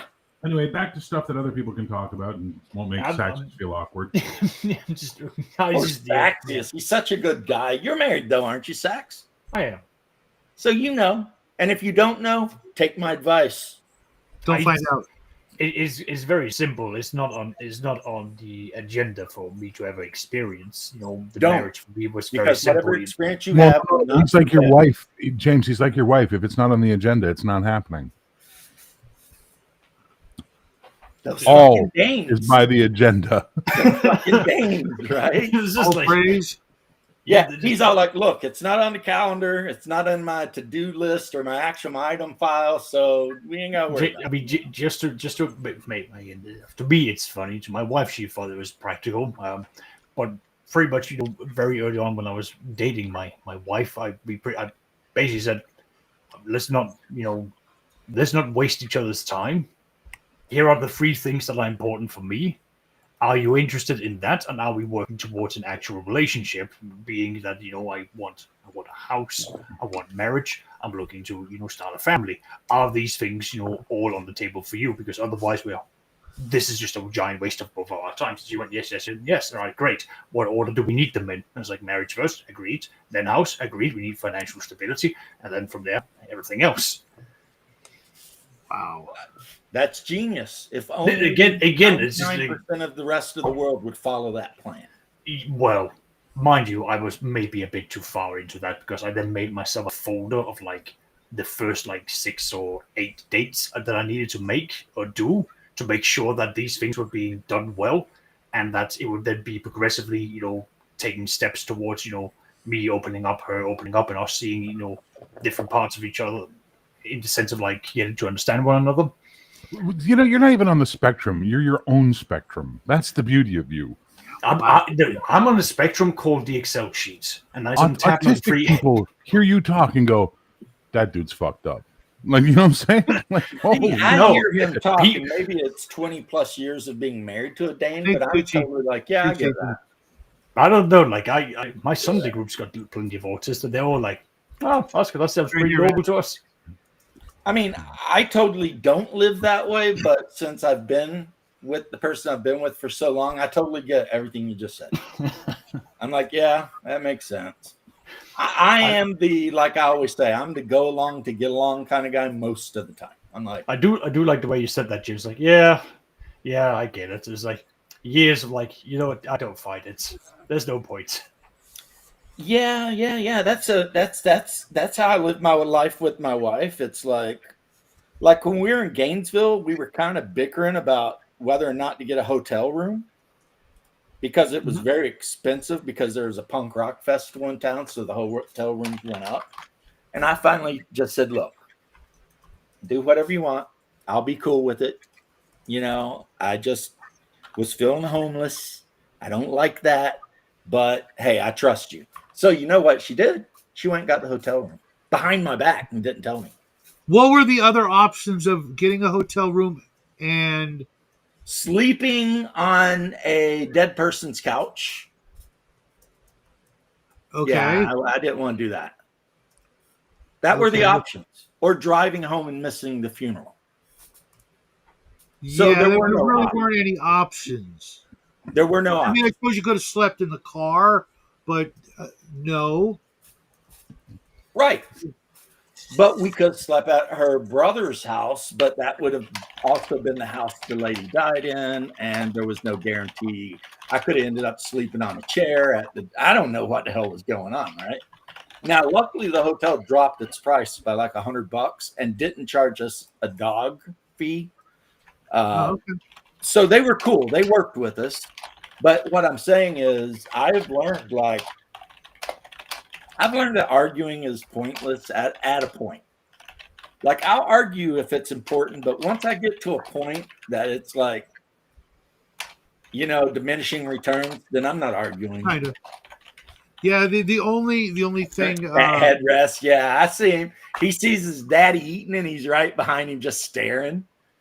Oh no, these guys won't touch my food. Like, they've never been steal food cats. Yeah, but I mean, he's just there. I will beat an animal to death if he steals my food. And then I will beat you to death for beating an animal to death for being a fucking asshole.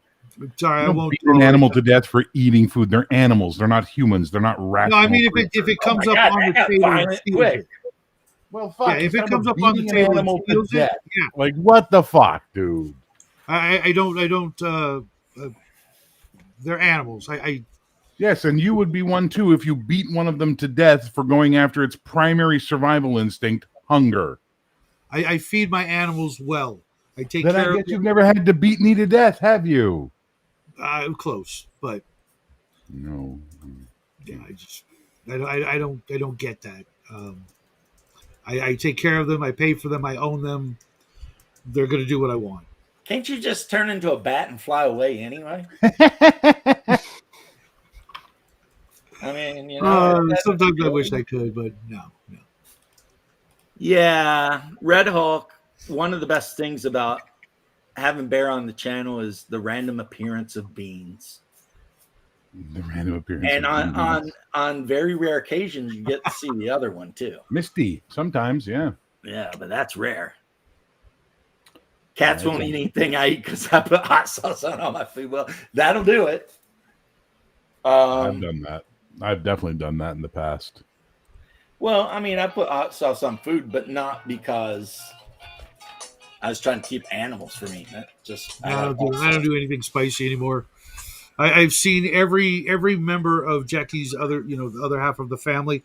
Every one of them now has one stomach problem or another from putting hot sauce on literally everything their entire life and not being able to put two and two together. Going, yeah.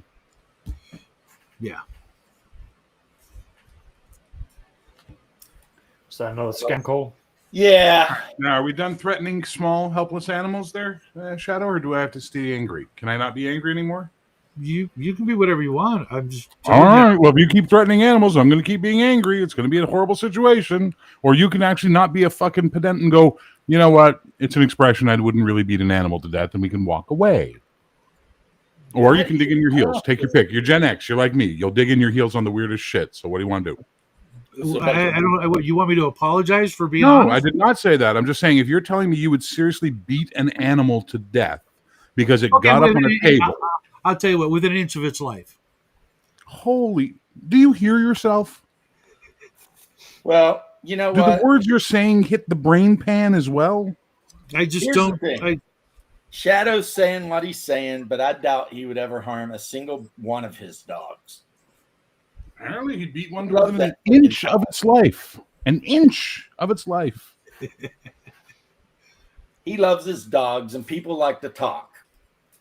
I know you're being the peacekeeper on this one, but I just find this absolutely interesting because I've heard other people say this in my life. An animal, I'm not going to just assume that they would. No, but I've heard other people say this in my life, and they are the type of people who would do it. There are bad people, and they make me sick to my stomach. Yeah, but people who beat animals, women, and children. People who beat those three or the elderly. Those four people all deserve to be in hell. Well, I see. I put people way above animals on every, So if Hitler ate your food, would you be cool with that? No, God, no. Absolutely not. Or would you beat Hitler to within an inch of his life for eating your steak? He would definitely get a fork in the hand to start with. See, I would be afraid to talk to him for the same reason Norm said. Exactly. He's very convincing. I mean, you show up with a plan to assassinate the guy. I don't speak German. I mean, being like, he's making a little sense. So next thing you know, you're in a black uniform by Hugo Boss marching around. It's just, don't take that chance. Right. Burrows in Borderlands reminds me of Expedition to Barrier Peak. What do you think about that, Shadow? See, trying to save you, Shadow. It very much is. Nice work. Is the spirit of, if you guys ever looked into White Box, you'll notice there was a lot of technology, a lot of John Carter references. This is just an evolution of that way of thinking with melding White Box, Gamma World, and Solomon Kane into one RPG.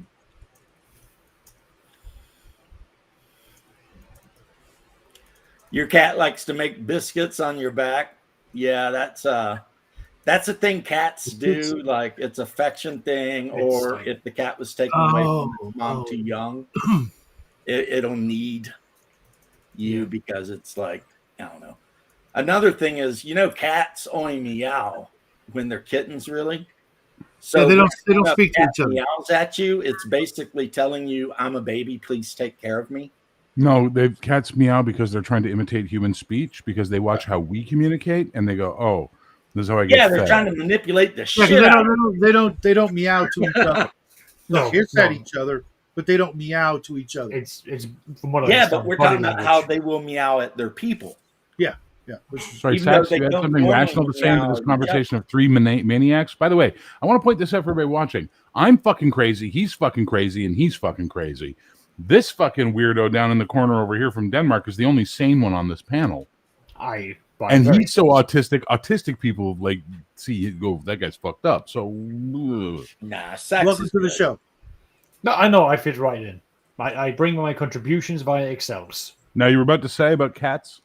I was just that most of their communications are via body language from the way that they observe and approach it one another. But even then, they're not herd or pack animals, from what I understand. And they will manipulate a human to get what they want. I mean, we give in. They will make their eyes really big and make themselves look really cute because it's what they do. Yeah, I mean, aren't cats like one of the few animals that like domesticated themselves? They self-domesticated, yes. Yeah, I'm still not sure you can actually say they're domesticated, but I mean, they're in the neighborhood of it. My point being, James, they. No, I totally get your point. Okay, thank you. As long as it's not lost. They're like weekend warriors or like Civil War reenactors or cosplayers. They pretend to be civilized for the benefits they get from it, but when left to their own devices, pure fucking savages. Yeah, we have wild cats down here. They run in like packs. Oh yeah, pride. Lately, a little Pride. black, not kitten, but very very small cat. I mean, like this big has been running around in my yard in the neighborhood, and I don't know who brought it here, but it's where we live. There are crows that are almost as big as my dog. They could literally lift up a 10, 15 pound turkey. I've seen them take cats into the air. So it's only a matter of time before this little animal is. He gets a little too close to your barbecue and you wing him as a warning. We understand, Shadow. Yeah, there's that possibility too. I don't want to barbecue this time of year, so he's I pretty win. so he's pretty safe until summertime. But Napoleon. what? Yeah, and the onion thing I was saying, Bear, was about the marching song that Napoleonic French soldiers sung. You never heard about that? When the French army marched around during the Napoleonic War, their song was about how much they loved onions cooked in oil. Here we are talking about cats and animals and happy shit, and we're all getting along. And then James gonna be, let's talk about some rando shit from the past. Well, I mean, I'm thinking about 10 things at the same time, so that is true. That I would attest is true. That is fair, and I understand. That's why you need Excel in your head, like Saxius. No, it's clonazepam, actually. What's that? Not Excel, clonazepam. Lots of it. Is that a drug? Yeah, and since it's a PAM, it's in the same family as like Valium or Versed, stuff like that. And I'm on the largest dose you can legally give a human being without killing them. Wow. I'm afraid, James, you're going to have to dumb this down even further. It is a benzo, and the whole reason is it's to keep me from freaking out. Because, and it took them a long time to figure it out. I have brain damage from having worn my fire gear in fires. And even though you're in gear and everything, it still can get well over 150, 200 degrees in the suit. Yeah. Granted, it's like 2,000 on the roof, right? Yeah. And over time, you end up literally destroying parts of your brain. Okay. And the part of my brain that got wrecked causes me to have these weird cortisol moments where my body just dumps all these hormones for no reason. So they have to keep me kind of on the DL and cool because, like they say, this veteran is medicated for your safety kind of thing. I'm also medication. Just the name of it, but makes it's just because a lot of this medicine is something I've never really been exposed or like looked into. Klonopin. Like Again, every college student in America is on Klonopin. so again, that Danish meaning my doctor. If I go to a doctor and I go, I am feeling unwell, they will look at me and go home, sleep. Your body will get better. Sleep. Here is a note. Go give your employment this. They now have to send you home. Now sleep and have Camilla tea. Yeah. No, you should be back now. Yeah, I'm we're not back. feeling well. I'm feeling depressed. Have you touched a tree lately? Exactly. No. Yeah, the NBC gear will cook you. The people Well, He wasn't kidding. who wear costumes, they get the same. They have everything. and he's frozen again. Are we still messed up? Because my computer doesn't say it is, but I can't It's about to trust become it. the Bear Show all of a sudden. Well, that'd be a good show, though, the Bear Show. No, it won't. I like the Bear Show. 'Cause I'm just going to pick on Shadow until you get back. That's all you do. No, I mean And really he is pick on back. He Shadow. just sits Not- really, really Not still. making fun little ding ding dings. I mean, like, pick the fuck on Shadow until he cries and quits my heroic game. Shadow's like sitting still, hoping nobody sees him like a deer. Not at all. Not at all. No, I mean, I'm pretty open about stuff like that. So that's kind of, and the other thing I'm on makes me where I can't dream. So I never dream. Then how do you know what to follow? I don't follow any dreams. Following your dreams is stupid. Make a plan.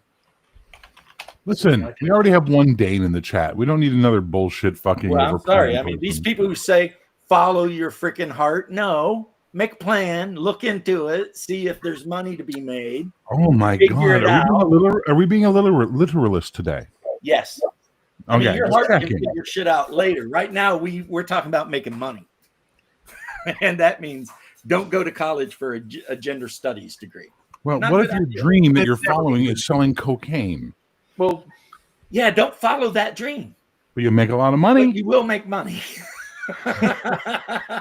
So, but like But eventually, technically, you don't. would be in jail. well, it at does. that It point, you depends, gotta though. do some math. I do have to disagree a little bit, James. There are certain things where you are going to need to go out and get some higher educations. You can't. There are going to be certain requirements that Yeah. needs to be met for certain things. Right. Like you can't just be to become a teacher. You do need the qualifications and the education to be a Well, teacher. I would hope so. I don't Well, know. yeah, but that my point is like if you have a dream to do something, if it requires you to have meet certain criteria, so have certain certificates, then absolutely you need to do that bit of commitment. Like you'd expect a doctor to have a degree, like but when a medical doctor. When I say don't follow your dreams, do the thing that will make you the money. I assume everybody understands that includes getting the education to do the thing. That was Yeah, your first mistake, assuming people understood shit. Right.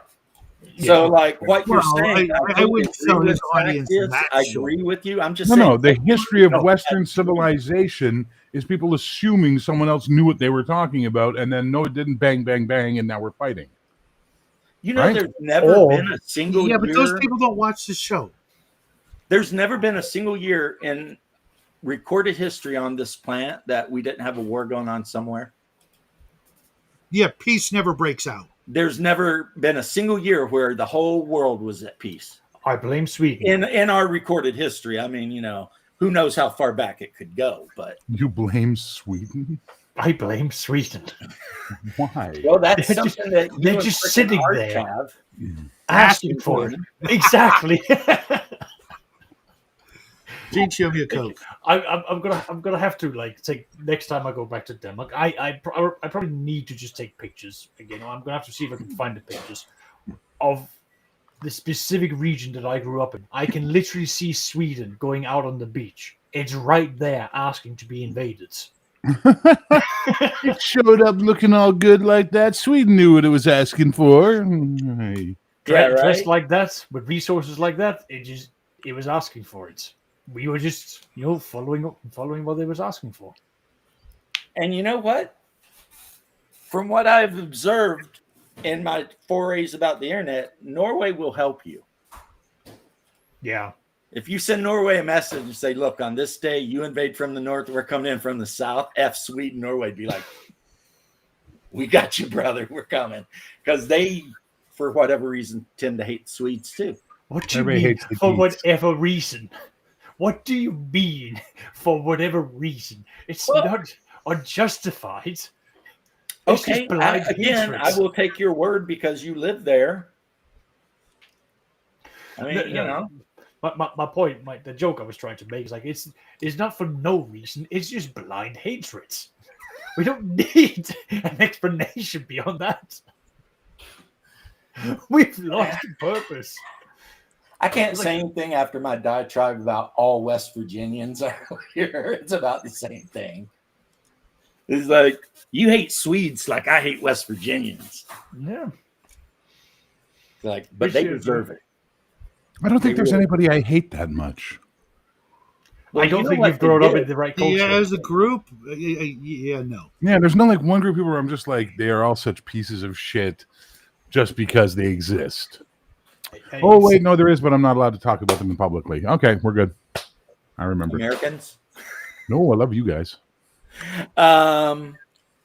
You have to understand the hatred for West Virginia goes way back to 1863 when they decided to betray the Confederacy and join the Union just out of the blue for no reason.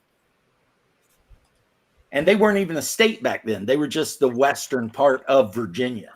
But the governor of that region decided, you know, F Virginia, because they're a bunch of cowards and they don't like to fight. So, you know what? We don't like them. And they ain't got any better. They ain't got any better. They're still just horrible people. So, yeah. At least that's how I was raised. That's what my mom told me, too. You can't trust West Virginians for shit. And in the Hatfields and the McCoys, you watch the show, the Hatfield went AWOL from the Confederate Army. But the McCoy, who was from Kentucky, stayed to the frickin' end. Because that's how we do. Because even if we're losing, let's stick it out. Let's see how many people we can lose. Just because you're losing doesn't mean you shouldn't keep fighting. All right, gentlemen, the war is against us. We will not win it, but there is a new contest afoot. Which of the southern states can sacrifice the most men pointlessly? And I do declare Kentucky shall win that day, sir. To be fair, the KD ratio was like 2-1 in our favor. What's a KD ratio? The kill versus death ratio was like 2-1 in favor of the South. We killed way more Yankees than they did of us. And yet somehow you lost. Because they had way more. Actually, No, that's the we thing all- that happens. Oh, wait. Shadow's giving us an actually moment, so this will be good. Shadow, you don't get an opinion. You live in California. I'm answering a question in the chat. Red Hulk asks what characters we play or most Oh, I like. would never be a wizard. I've And, never played a wizard. right, and Bear's always he's the bard. I usually play right. What fucking planet am I the bard? We I'm usually a human fighter or a paladin. I like bards, but I usually play a human fighter or a paladin. no. I said most like. I'm a bard? You literally agreed with me last time we had this See, exact Shadow conversation. would But be I a don't like you necromancer. today, Shadow, so I refuse to agree. Shadow's a necromancer. That's just a That's guarantee. clear. I usually play assassins or magic users. Well, no. What? What are you most like, Necromancer. Shadow, is the question that we're being asked, since you're making me the bard. Thief, absolutely thief. Thief? Um, Get on another fucking planet. Con man's not a fucking class in D&D, otherwise that would be the one I'd call. He's got his big cross, his black thing, his long hair in California, starting a cult. Mexicans locked up in the basement. Please, sir. Please. Oh my god! Hey, Doc, join there us. was some real Jim Jones vibes coming What's up, up. Doc? That. Just So cleric. So he'd be a cleric. Okay.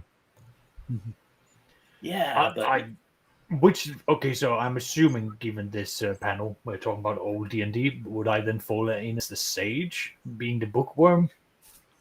no, that's a Or wizard. scribe.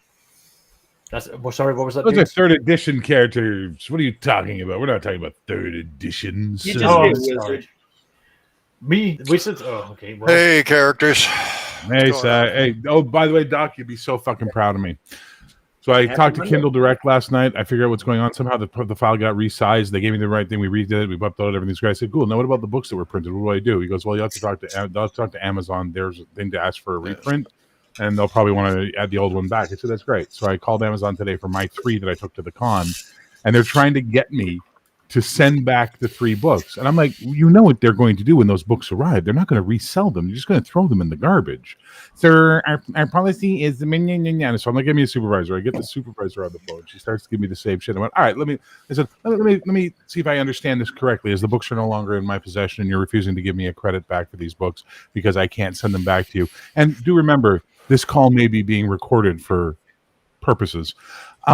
You want me to contact 3 people that have books, have them pack those books up and mail them to me at my location, which in turn I will then pack up and mail to you to be then destroyed so that you can give me back $63 as opposed to whatever your billion-dollar corporation wants. How exactly does this align with Amazon Canada's green plan and climate change fighting? Sir, we're going to go ahead and give you a one-time goodwill credit, sir. I am so glad you slowed down, because the first half of that you sounded like Boomhauer. And I was just sitting here and you were going, and I was just Doc, like, did you understand everything I said? Yeah, but I There you go. spent a lot Shut of up, time in the James. South. Oh, don't make me Oh, laugh. that's the dang dong bang. Oh. I mean, you were going so fast. I was like, damn, this guy. Is he like... I was trying to be respectful of the time of your show, having a personal conversation with Doc about something I had to reach out to him for help for while I was at the convention. Yeah, it's a little built. Amazon will fix whatever, but you got to like kind of badger them because it's like they don't want to deal. I've Dear never had a God. problem getting anything done at Amazon, but then again, I'll call them and bitch. Yeah. But they're banking on you throwing up your hands in frustration and just giving up and letting them keep the money. Just like insurance companies, if you keep hounding them, you will eventually... They'll make the exception for you, knowing that there's 100 other people that are going to get fucked over for the same reason. just like the I will tell you this good news, plastic is okay.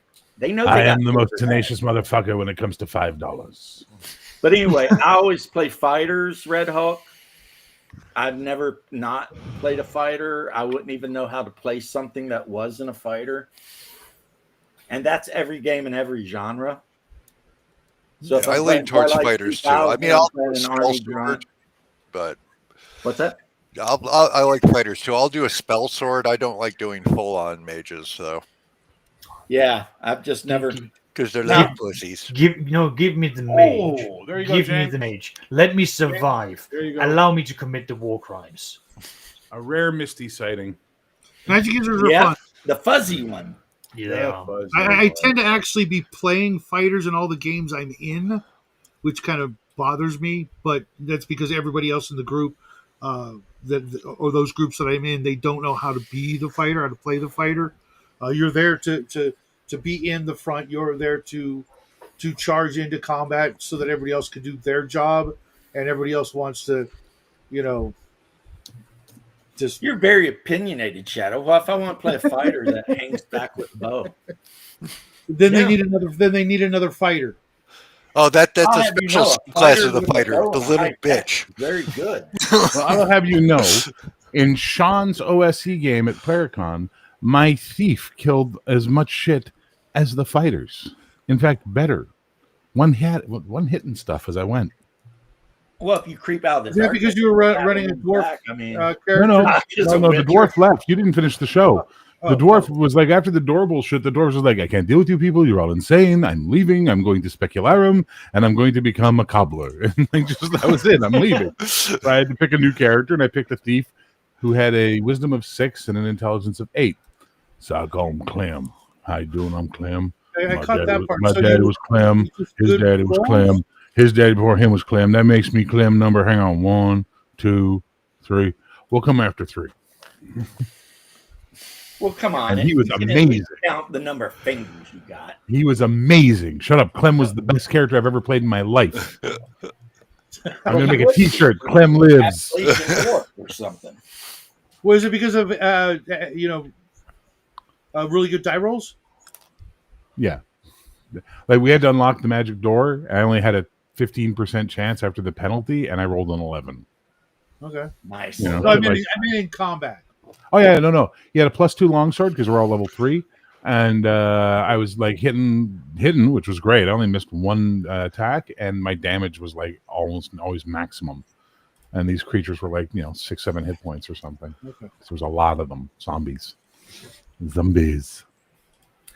I would And play then a Clem found a tunnel that led out to a lovely sunny view of the valley of the Caves of Chaos, and he sat down and rocked and ate a sandwich while they started fucking around in another room and had to fight undead, their skeletons.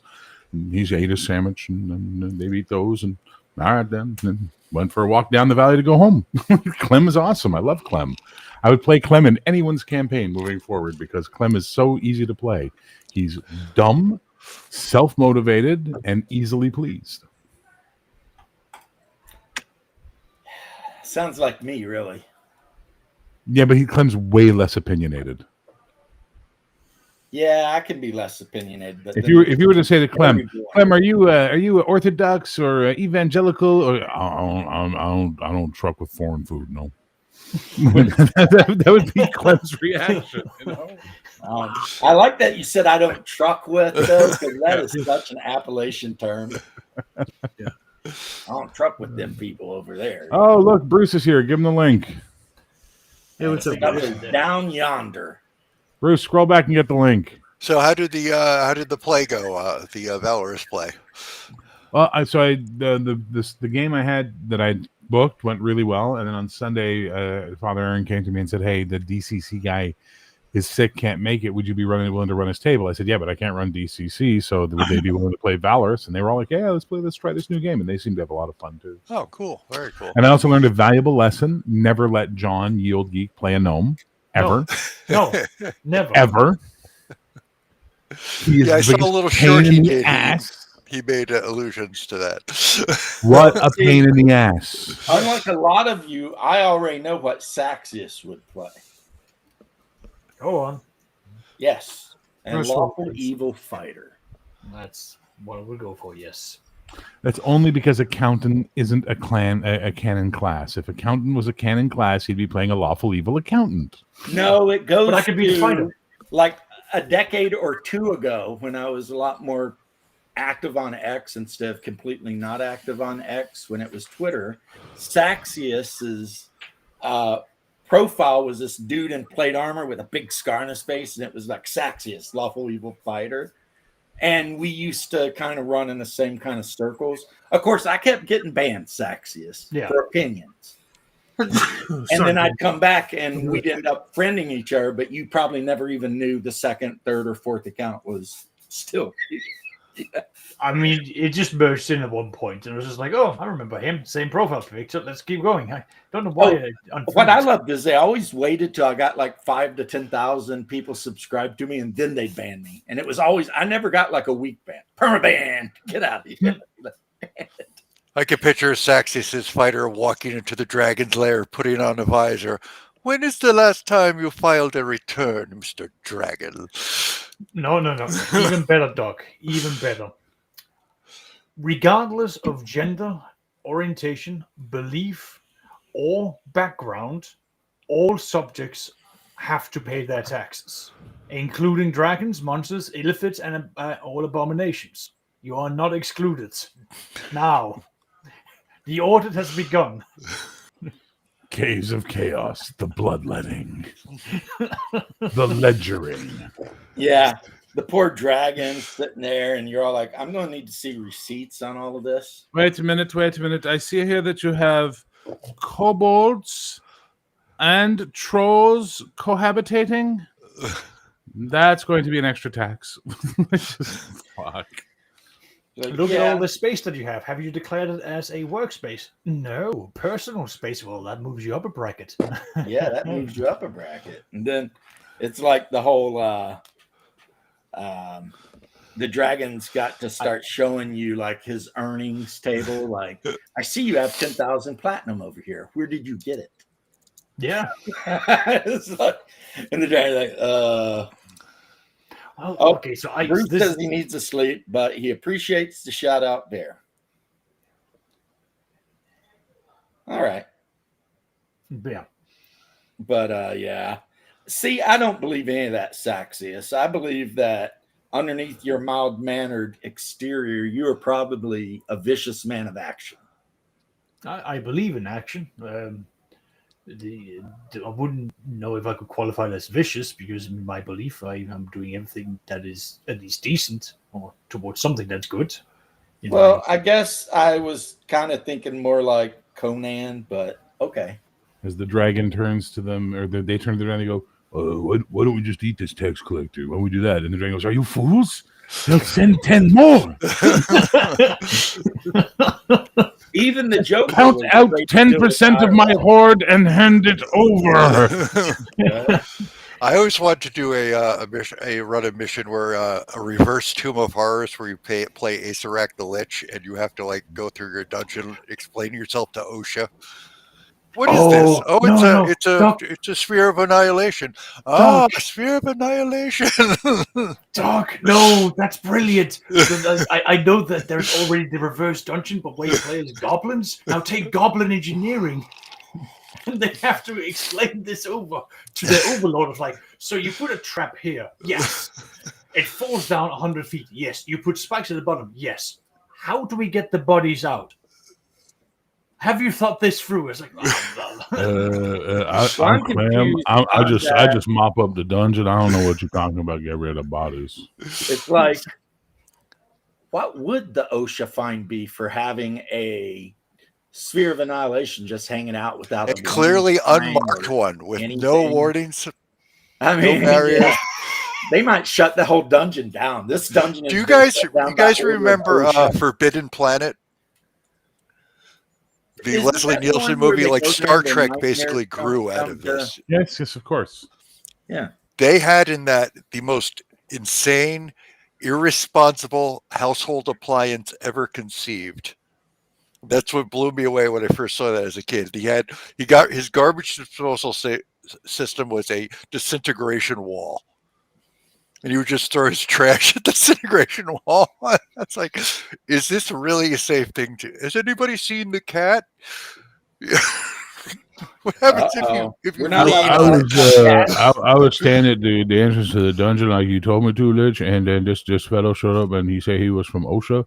And I don't swim, so I was afraid because I don't go to the OSHA because I would drown, so I left. And also, we don't talk about any harm coming to any animal no more. No. We don't talk about beating them to death for eating. That's what we don't talk about, James. Yeah, see, don't make me an irrational human being. I'm not the irrational one in that debate, sir. I am not. I wasn't calling anybody anything. Yeah, you were making it sound like I was a crazy person. No, yes, I was not. My cats would go through the disintegration wall because a bug would land near it and they'd dive at it. You know what I'm saying? I mean, I have a Pomeranian that thinks everything is food, so. Well, that's dogs. But also, we had moved well beyond that. Why did you have to bring us back there? I don't know. I like to do that. It's like I have a TARDIS. You are certainly TARDIS, yes, sir. You have a TARDISm, yes, we know. Right? I could be the next Time Lord. Time would be ambitious. Lord, look, there's no way I could do worse than the last 3 or 4. And plus, it's about time for an American Time Lord since they've done every other thing as a Time Lord. Right? It's actually funny. The American Doctor Who pilot from Fox with, what's his name from With Nail and I as the Doctor, as the 8th Doctor, is probably my favorite Doctor. I had never even There seen was a TV movie with... Yes. With Eric Roberts as the master and all that, who's a paramedic who gets possessed by the master. Yeah. And it was actually not horrible. And it was, what's his name? The guy who was in With Nail and I. What? Not Sylvester. Sylvester McCoy comes out and dies, and then he regenerates as this other guy who is the 8th Doctor. Yeah, he wakes up in the morgue. Yeah. The 8th Doctor was played by Paul McGann from With Nail and I. And a couple of other great movies. And he is so good. as the Eighth Doctor. Like, he is absolutely a brilliant Doctor, and there's an entire series of novels and radio dramas with him voicing the books, and the radio dramas with him voicing of the adventures of the Eighth I don't Doctor. remember that part. To see, because they canceled the TV show, the Fox thing failed, they never did the proposed series, and then eventually Chris Eccleston shows up as the Ninth Doctor, right? And he was good. He was very good. Eccleston was good, but when he showed up, he told him right off the bat, "I'm doing one season and then I'm out." But the Eighth Doctor Paul McGann was amazing, and his audio Tennant dramas was are good really- too. There was a lot of good. That was back when the Doctor actually left London, though, and was a little bit more concerned with like stuff going on in space and not slavery in 18 whatever. Oh, you mean things that cost money? I mean, sex even and- my favorite Doctor, Baker. I mean, Yeah, he went to Tom other Baker is mine planets, and because he that's did like when I stuff. watched it as You a kid. know, It was it's Tom like- Baker. Yeah, the new Doctor Who. It's not even sci-fi. It's just some idiots running around London getting involved in shit. It's like no one cares. Shut up. Go away. What does the BBC have available in its set farm? We've got Rome and we've got Victorian London. Which would you like? Well, let's see. We can do 5 episodes about Roman type places, and then we can do 4 episodes about London type places, and then 1 episode all on the TARDIS. There we go. We got a season, guys. You know, like, Yep. Jesus Christ. Damn shame. I will say this too: the guy that they got, the old man, I thought he could have been a really good Doctor, but he had a whole season full of bullshit stories. Oh, Peter Capaldi. Yeah, Peter Capaldi's an amazing actor. yeah, he was totally let down. He was just, The first Doctor was really old. well, all the the very Doctors were original old. one. Even Tom Baker was like in his 40s. No, but I mean the guy who the very first season, In the the black guy and white. was like almost he had to have been in his like Is it Oh, Pertwee? Doctor number 70s. 1, he was like Yeah. 80 years old. Yeah. John Pertwee, isn't it? And No, the no, thing it's is, he not wasn't Pertwee. really the star of the show. His niece was. No, Pertwee is the second Doctor. Who was the first Doctor? Patrick Troughton. Yeah, Was it which Matt? one was the Doctor that looked like Mo from the Three No, Stooges? that's Patrick Troughton. He was the He was second like- Doctor. yeah. William Hartnell was the first Doctor. Yeah, and he William was really- Hartnell. Yeah, he was Pertwee old was as like fuck. the third. And he was born in But that makes 1908 and he sense. died in 75. In like that era of England, anyone that's going to be a respectable doctor is going to be of an age. You're not going to have the doctor be a 20-year-old. That's You ever stupid. see Yeah, that was close to David Tennant as who played Grand Moff Tarkin? Yeah, Peter Cushing. Oh, Peter Cushing. You ever see Yes. Peter Cushing's Doctor Who? he was I- in Doctor Who. He was the Doctor in all those movies. They did like 2 or 3 movies about Doctor Who that were like feature Oh. films, and he played Doctor Who in those. Oh, I'd love to see that. Actually, that'd probably be neat. Doctor Against the Daleks or something is one of them. I can't remember. Hang on. I'll Yeah, get you the names. that sounds like something I'd be interested in because you already know I love Peter Cushing and all the Hammer horror movies. yes. I mean, because they were all like him, Christopher Lee, and like one other dude. And they all just took turns. Yeah, they playing just Dracula. they alternated between playing the So he good guy and did the 2 bad. movies: 1965's Doctor Who and the Daleks, and 1966's Daleks Invasion Earth 2150 AD. And I've seen both of them, and he's quite good. Yeah. I saw a thing, interview he did about Star Wars. He did Star Wars completely, except for one shot, like wide body shot of it. He did the entire movie barefooted because apparently he's got really weird feet. It was just, And he was wearing slippers, but you're spot on right. The boots, the riding boots that he was originally Yeah, given. because he said he's got these like swim fin feet. They get like really wide at the toes, and It's he part needs all his creature from the shoes Black custom Lagoon. made. Yeah. No, like he was in pain, so he asked that because he didn't want to do it, but it was hurting him effectively. Yeah. So Yeah, they number just- 3, you're right, George. He was mostly on Earth, and he was dealing with the British government to stop the Daleks and stuff like that. What's You up, know, Coco? Coco, Daleks Does Dallas is probably the best of the Doctor Who porns, but you know, it's a narrow field. There's Doctor Who. Oh, I'm sure there Am I must be. even asking every that? kind Of of course, porn. there's Doctor Who porn. I was just, I was just confused at Impenetrate, impenetrate. Like, I mean, come on, you know. Yeah, I feel stupid. Wow. I mean, if there's a freaking Laura Croft porn called Womb Raider, obviously everything goes. And the Daleks do have that thing sticking out of their chest, right? Always. They do, It's that- always there. Yeah. I'm not That writing the and a script for you. plunger for a toilet, just in case. I'm just saying. Inseminate. Inseminate. We are the superior being. You had to go to 11. Wow. High five, James. That was great. High five. High five. Up here. Come on. High five. High five. Don't leave me hanging. Suck. That Fucking was actors, awesome. painters. Very awesome. Now I want to see that fucking meme.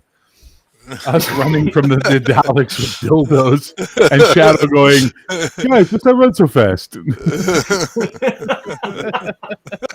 Well, I mean, there was the meme where we Wait, get hear me out. arrested. Wait, hear me out. Wait, hear me out. There's the meme where we get arrested over whatever with the men in black who work for the big dildo corporation. What? And Bear and I are both like Is that what you're shocked. talking about? But Big Shadow's dildo? all like, "Hey, are you hiring? I have a lot of information you might find useful about dildos." Yeah, we had made a joke about And it's just like, so I had a friend who was a comedian, and one of his jokes was lesbians should be legally not allowed to use penis-shaped dildos. They made their choice. yeah, they made And their like, choice. so that went off, and then someone said, "Yeah, well, big dildo." You know, I like this heard is the conspiracy. I heard a lesbian joke this morning. It was kind of amusing. I had not heard before. If men and women, when they get married, they need a marriage license. What do lesbians need? A U-Haul? A liquor license. Oh. Oh, get fucked twice. Apparently, that's an old one. I hadn't heard that one before. That is like the dirtiest dad joke I ever heard. That's like a dad joke, except it's dirty. And then Shadow just goes like, "Yeah, you're welcome." Like You're welcome, raising his I got cup and one. everything. A liquor license. That's a little bit Hey. that's a little bit too on the nose, I think. Hey, I guarantee you, someone's going to retell that joke today. It won't be me. Probably me, actually. I'll tell my wife. I'll be like, "Hey, check this out." She'll be like, "Why do you talk to me?"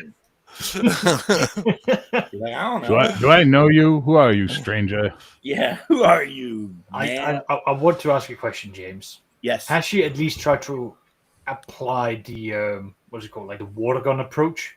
You know, when you say something bad, she goes. Psst, psst. No, but she looked Apparently, like your wife she had has. battle axe in her But, hand. She cleaved my like- skull down to the collarbone. She does. I mean, give how me do that you- look sometimes? But how do you think I got tamed? Yeah. Zoning laws. Zoning laws, tax reports. Yeah, Uh, that's just her GPS leaving it forms. all down in front of then a document I had to sign. I was like, "Oh, I can sign things." I signed. I was like, "Oh shit, I'm That's married it. now." Saxius, I- let me I tell heard that you was another harsh. thing that you're probably going to be like, "Damn." My wife has a degree in psychology. Yeah, well done. So not only is she Danish, super organized at all times, I have to put in a requisition form if I want to give her a kiss or slap her butt. And freaking, she's also got a psych degree. So it's just fucking great. It's just great for me around the house. I mean, she Is knows it what I'm really giving thinking you before I total? even think it. But hang on, you just said all of that, having earlier told us you're on the strongest dose possible of a neuromedication. Is she doing a great job, or is she slowly dismantling you as a human? It wasn't her fault. Well, okay, I could say it was her fault because she's the one that convinced me that I could become a firefighter because my steam was so low I didn't think I could. So she took care of business in the home when I went to university, and who knew I was top 5% of the class. So it turned out I was good at being a firefighter. Had she not done that and let me be a low self-esteem construction worker, I wouldn't have burnt my brain up. All I'm saying is Danes don't do things randomly, sir. My wife does nothing random. Hey, Saxius, what do you think about random character creation versus point buy or allocation? I think one is superior to the other and should be enforced And it's point by, right? naturally. You have a Naturally. you have a dedicated order. You can prepare for all of it. As a DM, I can calculate the outcomes ahead of Oh time. dear to God! ensure- Did you see? Sorry, go ahead, Sax. I apologize. No, I was just going on a rant about how I can predict their fun and I can measure it. It's great. I can predict how much fun you will have. Exactly. George is telling us a joke in the chat. What do you call an Eskimo What do you call an Eskimo lesbian? Oh, period. On Wait Eskimo for lesbian, people to a say shit. Klondike. A Klondike. Hey, you are Greek. You What do you are call an Greek. Eskimo You lesbian? are Klondike.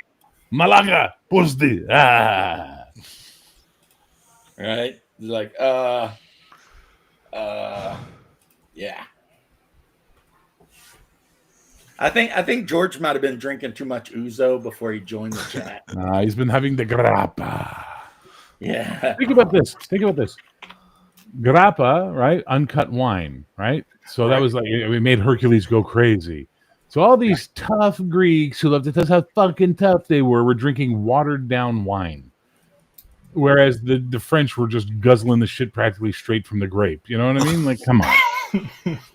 Come on. Well, that was I one stick of the the grapes in my reasons- cheeks and I leave them there a few months. That was one of the reasons the Romans looked down on the Celts. That's called Gallic mouthwash, dude. Because the Roman historians said the Celts didn't have the common sense to cut the wine before they drank it. Yep. Because the Romans would always cut it with water. There The you go. Celts would just chug that shit right out of the amphora or whatever they were packaged in, and then just be pissy drunk all over the place.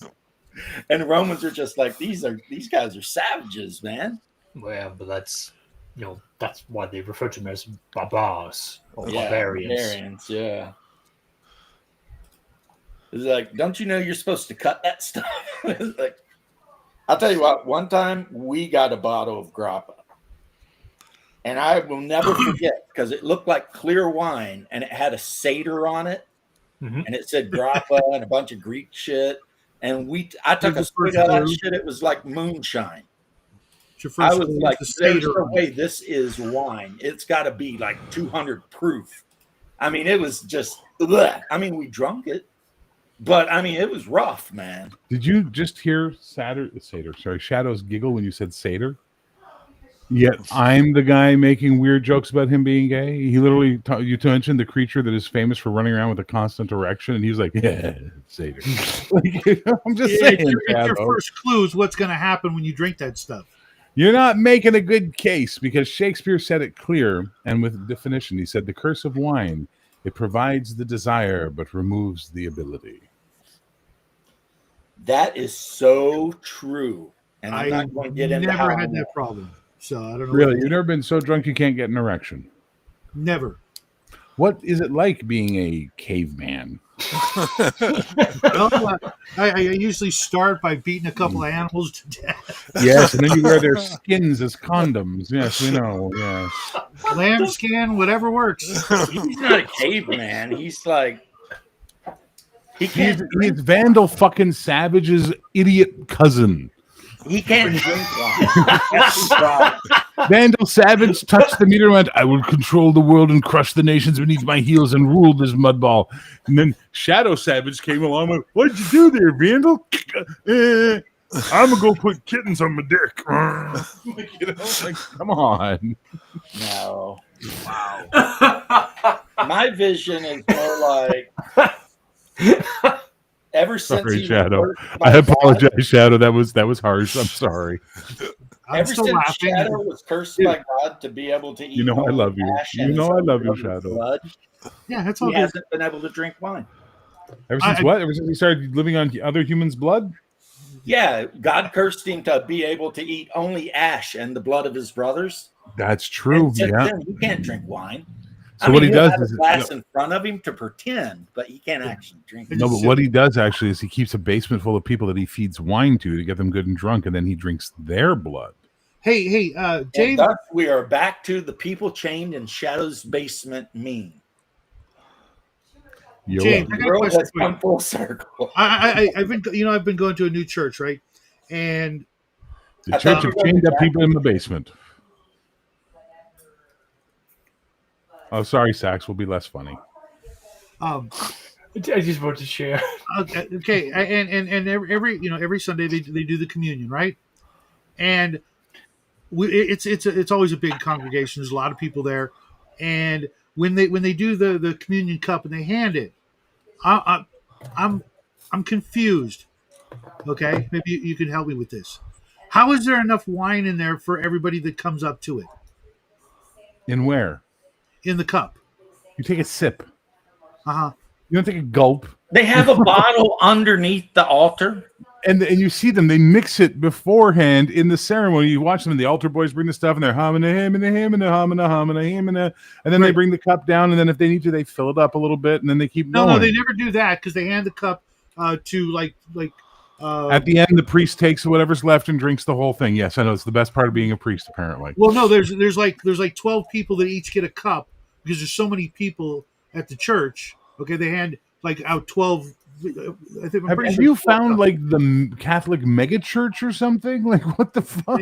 every morning there's like 500 people at least, and it's not a huge church, but it's we always arrive late, so we're lucky to find a seat, but we haven't had to stand but once, and they hand out this cup, and it's can't hold this much, and I'm always wondering, like, do people at the end just pretend, or what's the deal? They have more wine. No, they don't add. They never add wine to it. It's You they don't hand the think cups they out. do, but I bet you they do. I've never And seen like that. Bear said, people take a sip. And also, I guarantee you 90% of those people should not be taking communion because they're not purified. And Right, also, if that's they're why I giving you a don't, because wafer, you're already in the wrong church. Yeah, Because well, it's- no, I know the the people that center do of that. the prosperous bread and put it in the wine. And when you walk up, they take a small spoon and put that in your mouth. So you get the blood and the wine at the same time. Okay, The- I know the there are wine and people who bread. don't do. You're supposed to do confession first, and I have yet to do confession, but I will. Yeah, if you take communion when you're not ready, then the bread becomes a sin in your own mouth. Right, that's why I haven't done Like it yet. you're worse I off know than there. if you But had. then there's the other thing. There, communions. Now, at- bear in mind, guys, I didn't bring any of this shit up. He did. Yeah. Oh, well, because I'm learning. Because I've been trying to not preach so much on the channel. No, I'm trying to learn, and Yeah, so I have a also friend who converted to If you're trying Judaism. to learn, then learn this. Go to an Orthodox church. Okay. I have a friend who converted to Judaism, and she's more Jewish than her Jewish husband. Okay. This is what Shadow's about to become as a Catholic.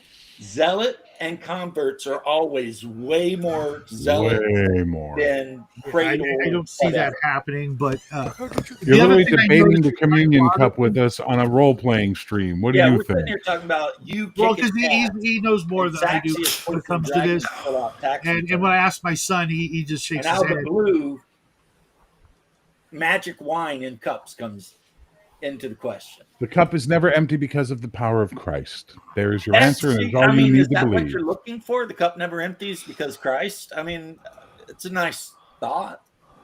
I'm okay with I that. can't say yes or no, but I Now, I'll mean, give you the Jewish perspective on it. That's a nice thought. I like that a lot. We're going to go with that as the thought.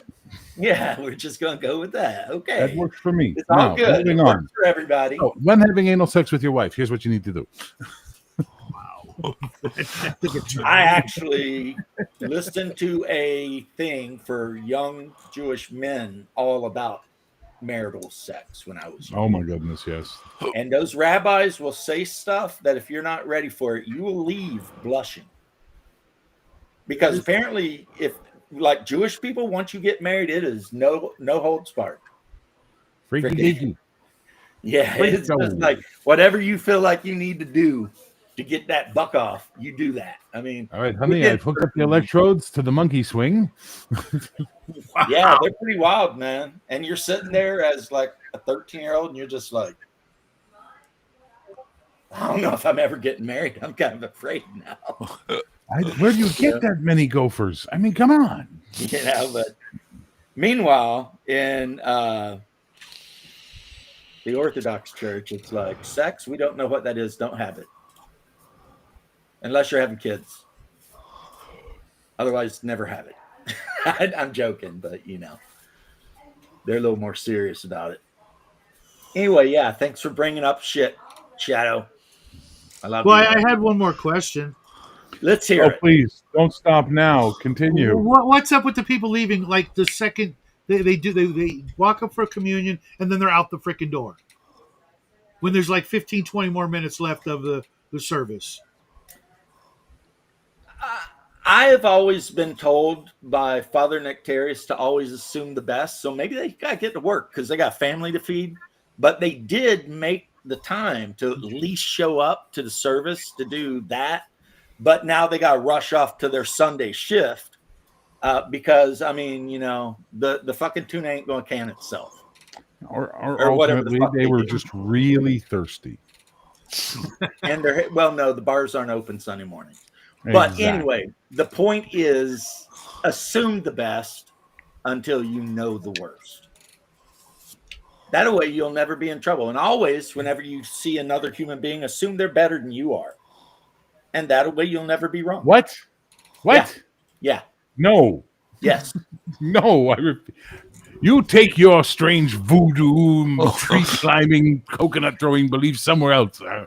I'd like to No, see like a if graph I of look that. at you, Bear, I don't think I'm less of a sinner than you. I think you're less of a sinner than me. And I need to work on me. So that You're one wrong. day I could be as good as you. Well, first of all, you're wrong.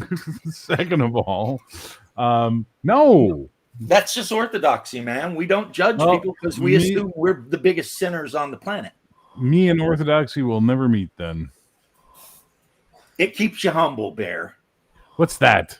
It's not the way of Okay, my people. Never mind. I see. Sax probably gets where I'm coming from. If you Don't do drag that the to everyone Dane into and this. everything, That's just you'll never treat people like a dick. you're just trying to get the Danes on your side because you're married to one. Don't I try got a that. Dane on my side, and she is vicious and just completely unstoppable. Yeah, well, what do you call an Eskimo lesbian? Klondike. No, lesbian. He spelled Dyke wrong, though, for that joke. It should have been a Y in there, right? Don't you spell like Yeah. Dyke with a Y? Yes, you do. Because otherwise, you're just calling them an ice cream sandwich, which I do love a good. When I used to eat ice cream, I do love a good Klondike bar. I used to always Give Shadow a new film idea. I always used to joke about it because you know the commercials. What would you do for a Klondike bar? I would always change the word. To who You would just gave me a kill whole for bunch of Klondike ideas. bar? Wow. And then my brother would always give me looks. Movies, The but commercial would come on and it'd be like, "Who would you kill for a Klondike bar?" My brother would be like, "Dude," and I'm like, "I don't know." I think the list would be smaller if it was who wouldn't I. Hey guys, I'm gonna head off. I just wanted to drop in. I need to crash. I didn't sleep last night. No, I don't. Well, good thing we're not playing You hardly tonight, get a then, word isn't in it? edgewise. We didn't have a game tonight. Good thing I canceled the game tonight, then, Mister. Planned that out well. It's okay. I forgot we were supposed to play tonight too, so I was Yeah. like, no. Wait, Michigan what is Monday ridiculous. game do we have? Valorous. I thought that was Sunday. I thought we were doing that. You know, that's right. You're not in the Monday game. Never mind. Go away by and trade for chastising. You have a good night. Rest well. Yeah, Dream that's of got me fat all women. freaked out. Dream of large women with buxom breasts. I'll it is- catch you guys later. Tonight was supposed to be the game with Janet and Sean, correct? I got that reference. No, there. tonight is the Valorous week, so tonight would have been Janet and Marco and Shane and a couple of Coco. You know, in that game. I just wanted you to know. What? I got that reference, and it increased my respect for you. A couple. Ah, yes, Princess Bride. Yes. Which they finally made Ye Old Geek watch while he was in Canada. He quite liked it, apparently. I cannot believe he Really? went his whole life without seeing it. It's like he didn't like it. He did. No, he quite liked it. Oh, good. Because if you told me he didn't like it, I'd have to tell him we can't ever be friends. But he said Dragon Slayer was mid. To which I'm like, well, you know, you're allowed to be wrong. Yeah, but he's wrong. a Dragon lot. Slayer or Dragon Bane? Dragon Slayer, the movie from Disney. Oh, the Dragon okay, movies. Okay. Mm. Yeah. Yeah. I thought Dragon Slayer was On what actually planet, really Shadow, good. would you hear me defending a D&D clone? On what planet? You were at a con and Bizarro planet? maybe.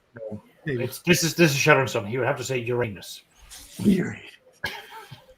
Wow, Sam. There's Klingons hanging out around Uranus.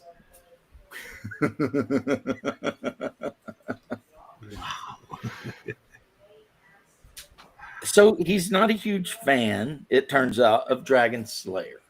He said it was mid. He didn't hate That's it. He just said okay. it was mid. I think that it's a game that's so similar to OSC, except it's not as formatted The as well. movie. We're talking about the movie Dragon Slayer, Oh, not Dragon that Slayer's stupid. great.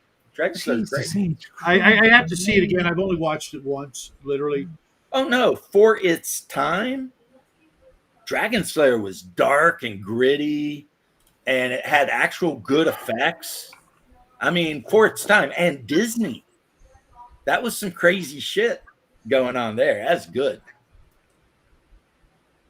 I would say it might have even been better than Cole, and I love Cole or Kroll. I love Kroll so much. I 3D printed a bunch of the armored monster guys. Slayers. Ones that when you killed them, like snakes or something ran out of the armor. Slayers. The Slayers. Yep. I've got like 50 Slayers printed and painted up. Some are black, some are white, some are red. Because I guess that's how they told their ranks or whatever. But I've also got a shit ton of the original Cylons printed up. Really? That's nice. Yeah. Yeah, I got some on my desk. They're easy to paint too because I just Oh, paint. there's silver and black. What are you using for the silver, though? I paint them up with Vallejo colors to chrome.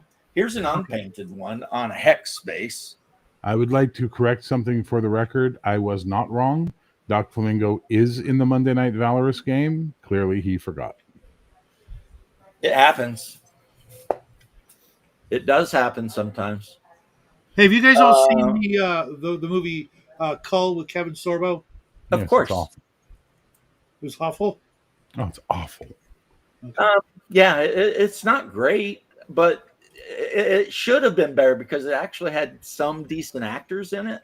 So I don't know what Tia Carrera's in it. Just saying. No, he said some decent actors. you would think it would be better. I don't care but- what she's. You don't have to act for me to watch it. Oh, really? You like that moon-faced girl? All right. Oh yeah. Oh yeah.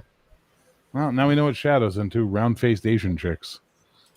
Well, they don't have to be round faced, but I've always liked her. Here's what I would say, and a lot of people can disagree, but whatever. It wasn't as good as your average Hercules episode. Really? Okay. Yeah. Very And fair. that's easy to think about because, I mean, the same star in both, right? Yeah. Especially the good ones where Hercules and Xena are together. Oh, yeah, those were good. As I just bought it to watch and review for next month, and I was hoping that it was going to be at least as good as the Solomon Kane movie. If you sit around talking nothing but shit about Conan the Barbarian, prepare to just be completely sent into a major depression when you watch Cult. Shadow, now that you're a Catholic, I should not tell you this information, but what you're looking for is the 2003 January edition of Playboy. Gotcha. But as Well, a I good mean, she Catholic, has a you shouldn't. sister, so I'm just saying. I'm just saying, as a good Catholic, you should not go near that. Oh, Particular so stuff. lovely, horrible temptation. Oh, yes, so tempting. Well, see, it Mm. depends. That's weird because I know her sister did porn. I didn't know she did as well. No, that's Playboy's not porn. It's tasteful and has art. That's Exactly. articles in it, yeah. Nudity is not There's always a prepositions sin, too, but guys. that doesn't mean shit. Nudity is not always a sin. Context matters. Yes, taking money to pose naked for a magazine is not a sin, apparently. Context matters. No, taking money to show your butthole to random people on OnlyFans is basically always a sin. And it's a That great I way to would get agree with. Harry's That's person's prostitution. attention. But posing naked so that a great artist can use you as a model for a great marble statue, I'm that's glad not you sin, finished that sentence. you know? Like whoever was the model for Venus and all that shit. I mean, you know, or David. Interesting side note, in ancient Greek society, they considered having a big wang to be a mark of stupidity. Well, another interesting side note is the David was based on the Pope, I believe, and that's why he gave him a small dick, was to take a shot at the Pope. Wow. I have heard that, and I believe the face wasn't that also based on like the sculptor's own rather than. I don't know. But I know that there are a lot of like the oh god, what's the exact one? In the Vatican, the very famous painting on the That's the brain. It's the human brain. yeah that. But the face that's been used on The Sistine Chapel. That's the one, the Sistine Chapel. Yeah, they say that it's one of the Borgias. Yeah, but I forget. It's not Michelangelo. Michelangelo basically used himself as the model as well, and did a bunch of inserts for a lot of the art that he did for that. These GD idiots and their self-inserts. I swear. Well, didn't what's his name, the great inventor? Some people say that Mona Lisa is just him in drag, basically. Da Vinci? Yeah, like Mona Lisa, he just drew himself like as a young woman or some shit. That's why the little knowing smile. Model was because it was him. The little knowing smile is tee hee. I have a dick. Tee-hee, In 500 years, this is going to be one of the largest sections of porn on the internet. Tee hee. Right. I mean, and it's like, well, okay, I guess if that's what he wanted to do, I mean, if that's the way it is. That's the way it is. That was the good old days, like when news only come on twice a day, like early in the morning and late at night. You didn't have to like listen to it really. But if you did, after the local news, you could watch Benny Hill, which was awesome. Mm-hmm. It's still awesome. Yeah, but I'm sitting here thinking about hanging out to 11 o'clock with my grandpa. And after you get through the 9 o'clock news and 60 minutes, then Benny Hill comes on and, and they play that like funny music and he runs around getting chased by like everybody. I believe you'll find that it's called yakety sax, sir. Okay, you're probably right. It was hilarious. And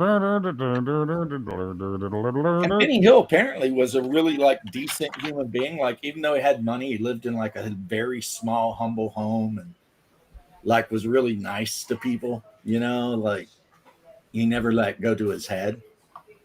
No, and a lot of people would like they tried to make up stories about him being inappropriate with the girls, and the girls fired back when that story broke in the UK, and like a lot of them shared the stories about how Benny treated them like they were his daughters, and he was super protective of them, and he'd do things like make sure that they paid their bills and make sure that they had their rent covered, and he wouldn't let them fuck around and be stupid film industry girls. He'd be like really protective of them like a father, and they all loved him for it. But apparently one of them went off and said, oh, he did an inappropriate thing. And like clearly she was just trying to get a paycheck. You know what I mean? By talking shit about a dead guy. Found out that went the wrong way because all the living ones came out and went, nope, that's bullshit. She's a lying whore. Yep. He is a good guy. But I'll never forget the one where he sits down next to I had that older dude that was always on the show with him. And he's sitting there and they're eating and it's like medieval. And the older guy's like, you got any salt? And he reaches in his pants and he pulls out a salt shaker attached to a string.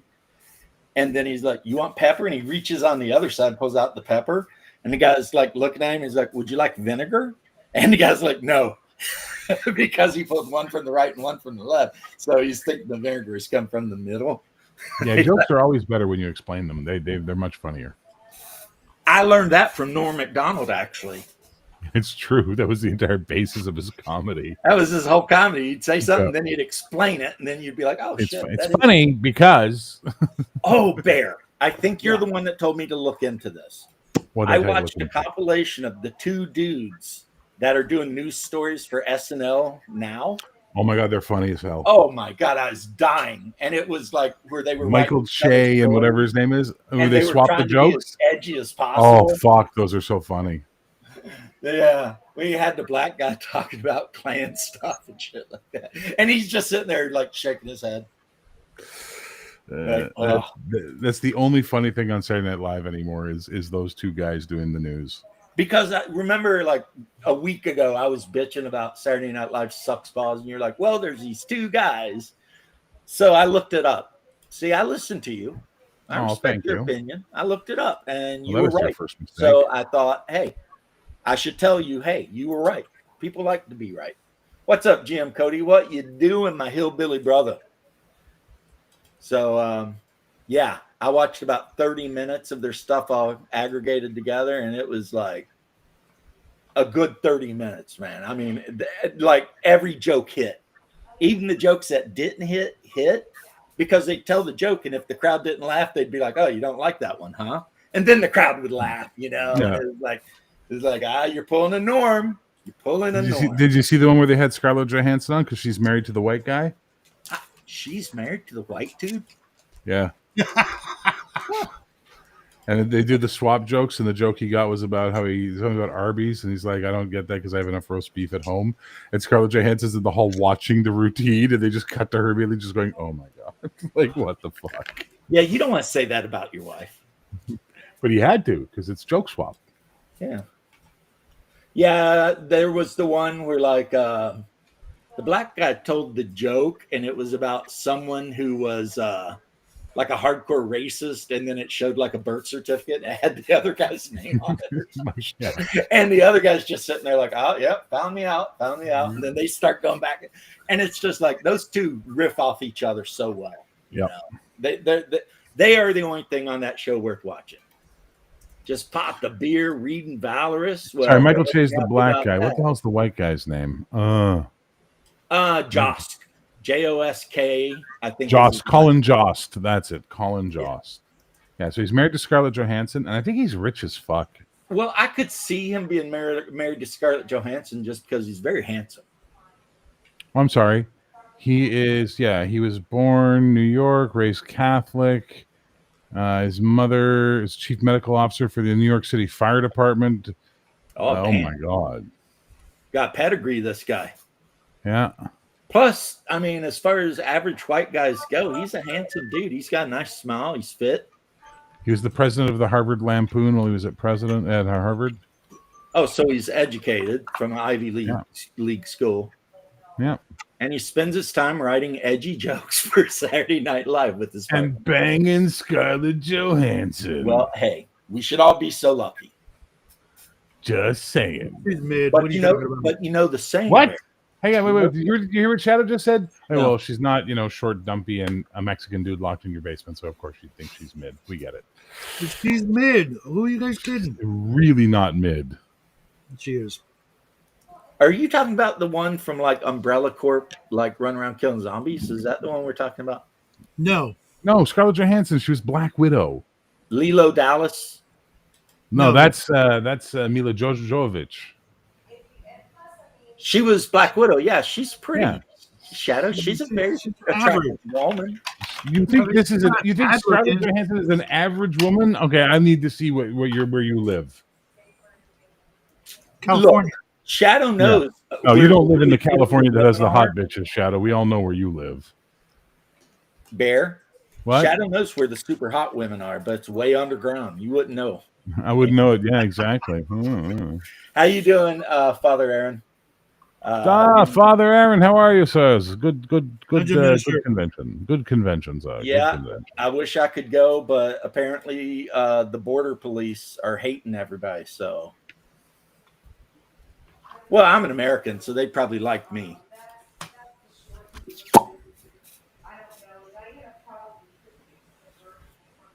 I don't know. I can't go to anyone's convention until I go to DaveCon anyway, or Vic will murder me. I think you and Vic need an intervention then, if that's the situation. Well, it's because he has been over so hard, like to make it as easy as possible for me to go. Like, I'll pick you up. I'll do this. I'll comp the tickets, blah, blah, blah. I think that there's no way I can blow him off. He really. Now, maybe he just wants to get me to Minneapolis to like beat my ass for something I'm unaware of. But harvest the gold in your teeth. Yeah, I'm going to wake up and like my kidneys are going to be gone. I'm going to be laying in a tub full of ice or something. Get to a doctor immediately. Save versus kidney. Save versus kidney. And it's going to be, I'm sorry, but you have disadvantage on that save. So, sorry. 2.20 take the lowest on that. But I did watch a little bit of Claricon. But then again, I was very busy, but I did what I could. It was cool. Guy came up from Kentucky without his passport, had more trouble going south than. Yeah, that's what I've been told. It's like you can get to Canada pretty easy, but getting back to the U.S. See, I shouldn't even need a passport. I have a Gold Star ID, and that means they've already completely checked me out. I am 100%. Gold Star ID, what's that? A Gold Star ID, it's a Florida driver's license that has a big gold star on it. That says when I got my driver's license, they did a full background. Is that a Don't step believe above him. the Don't ID? believe him at all. He got a gold star on his driver's license because he colored within the lines on the test. That's all. Is that a step above the real ID? Yeah. Okay. I thought everyone could get it. But you can see mine because the writing's all like in yellow and it's got a gold star on it to let everybody know that it could count as a passport. Because I've been fully vetted. I am an American citizen.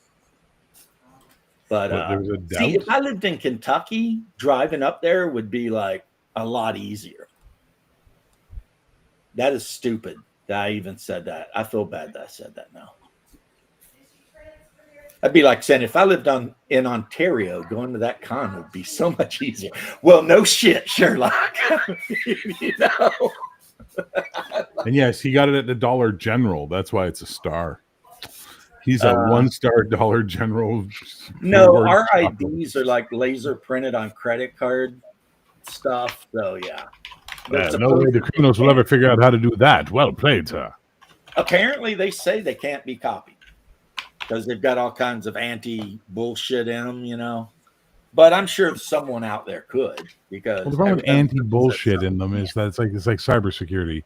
You're always playing catch up to what the guys have figured out. You know what I mean? Right. I agree with you. They can say that it can't be copied, but I'm sure there's a 16-year-old Russian that can do it in his sleep, you know? Because, you know, those Russian dudes, they're pretty good at hacking and shit. I'd say generally as a people, the end shit part more so than the hacking, but yes, there are good hackers in Russia. Seems to be. Quite a few of them, man. And a lot of them play Counter-Strike, and every one of them's a freaking cheater. And when I play against them and they're talking shit, I'm always like, Suka Blayat, you motherfuckers. I know you got aimbot. Angry. I don't know why it is because they're like the most Christian country on the planet, but they cheat in every FPS ever. It's like, and you catch them, and then they get banned, and then they just come back. Because I mean, if they can cheat with aimbots and shit, believe me, they can spoof their IP too. And it's just a weird. I think it's the machismo thing where they just cannot lose, so they'll literally do anything to make sure they win. Yeah. And that includes running aimbots and wall hacks and shit like that. I mean, if you ever played these kind of games, Barry, you would know. This is not me making shit up. Everyone knows. You run into a bunch of Russians. I have access to the internet. I've seen. Them bastards. I believe you. I fully believe you, but I have no interest. So I curse at them in Russian because that's all I can do. And tell them to go have sex with their own mother and stuff. Wow. Yeah, I can say that in Russian. I hate to tell you. Hey, look at that. You got served. They're just people. I know this. You got served Anglican style. I know this, Padre. I'm just saying I expect them to be better than they are. Oh, wait. I thought the Orthodoxy taught you to assume you're worse than everybody and therefore they're automatically better than you. Yeah. Yeah, that's what I'm saying. It's a disappointment when you find out that they don't live up to, basic decency. Or as my mom would say, because she's a hillbilly, they're no better than they have to be. And that's kind of like saying that somebody blessed their heart. It's like in that same realm. Yeah. Oh, so-and-so, she's no better than she needs to be. You just called her a whore, really, is what you did. Wow. But you did it. Given Matilda was 87 at the time, that was kind of a rude thing for your mother to say, but what are you going to do? Those holler grudges go back. That's the good one right there, the bless your heart. Oh, bless your heart. Talking to you and you say something, she says, oh, bless your heart. Yeah, she just literally called you retarded. Yeah. See, Saxius doesn't know this. No, I didn't. It's Appalachian. I Yeah. would. Because we don't like so- to directly insult people, so we indirectly comment in a way that sounds positive, but is actually very negative. Sure, like I would take it. It's like, oh, you're being Yeah. very nice to me. No Thank better you. than they should be. Now, I have heard my mom once or twice say that girl is sweating like a whore in church. But then I told her, well, if she is a whore, she probably should be in church. And my mom was like, yeah, that's true. See what happens when you show up, Father Aaron? Conversation gets weird because everybody wants to avoid talking about the stuff that might offend you. That is 100% true. I'm totally feeling defensive right now because I'm like, please don't say something that's going to piss off Father Aaron. And see, Cody's backs me up. He knows he's my people. He knows. The power I feel at this moment, knowing that I could embarrass you in front of a man of the cloth, is quite palpable. You probably could because I am very like loosey-goosey around you. I have no idea what you speak, sir, but I'm just going to vape and watch you squirm on the hook. You know what I'm saying. Because I tend to be very honest in your presence. Maybe Quick, more honest Shadow. than I should be. Tell us a tale that we can make fun of and risk danger with. Shadow just has to be here.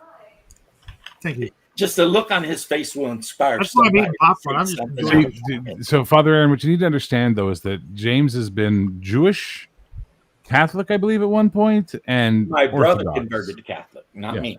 So he's used to a little more fire and brimstone-y, judgy type clergy as opposed to the Church of England, which is the most accepting church that has ever existed.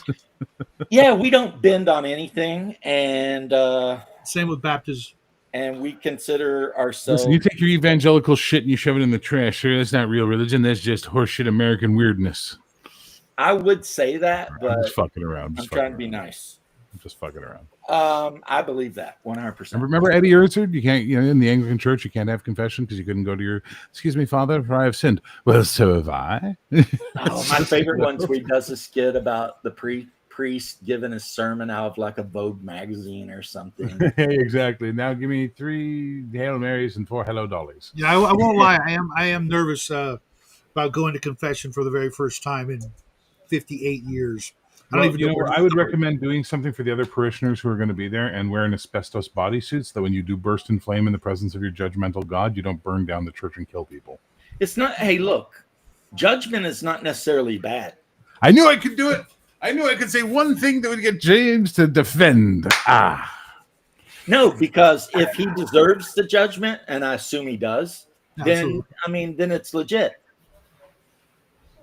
Yeah, You I'm can't be good no without longer justice. worried You about can't catching be on just fire without after I got judgment. zapped at the holy water font. That happened one time as a warning, I'm guessing, and since then it's all good.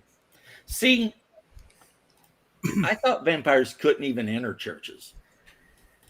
You Well, know, they that's can't. what They I've can't heard, cross consecrated ground. but I was invited.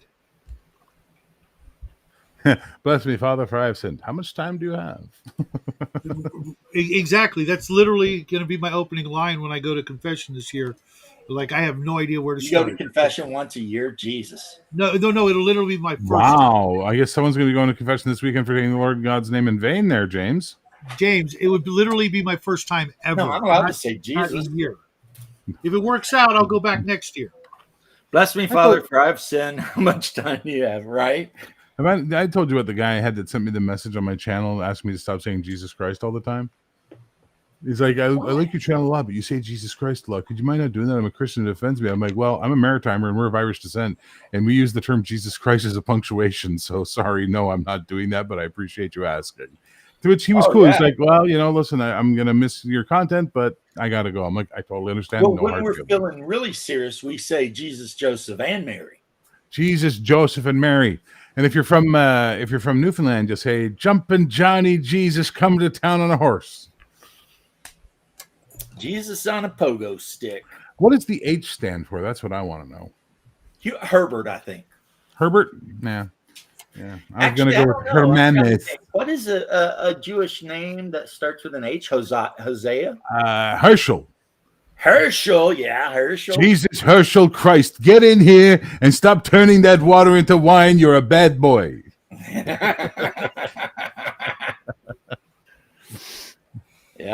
And like all good Jewish boys, he loves his mommy.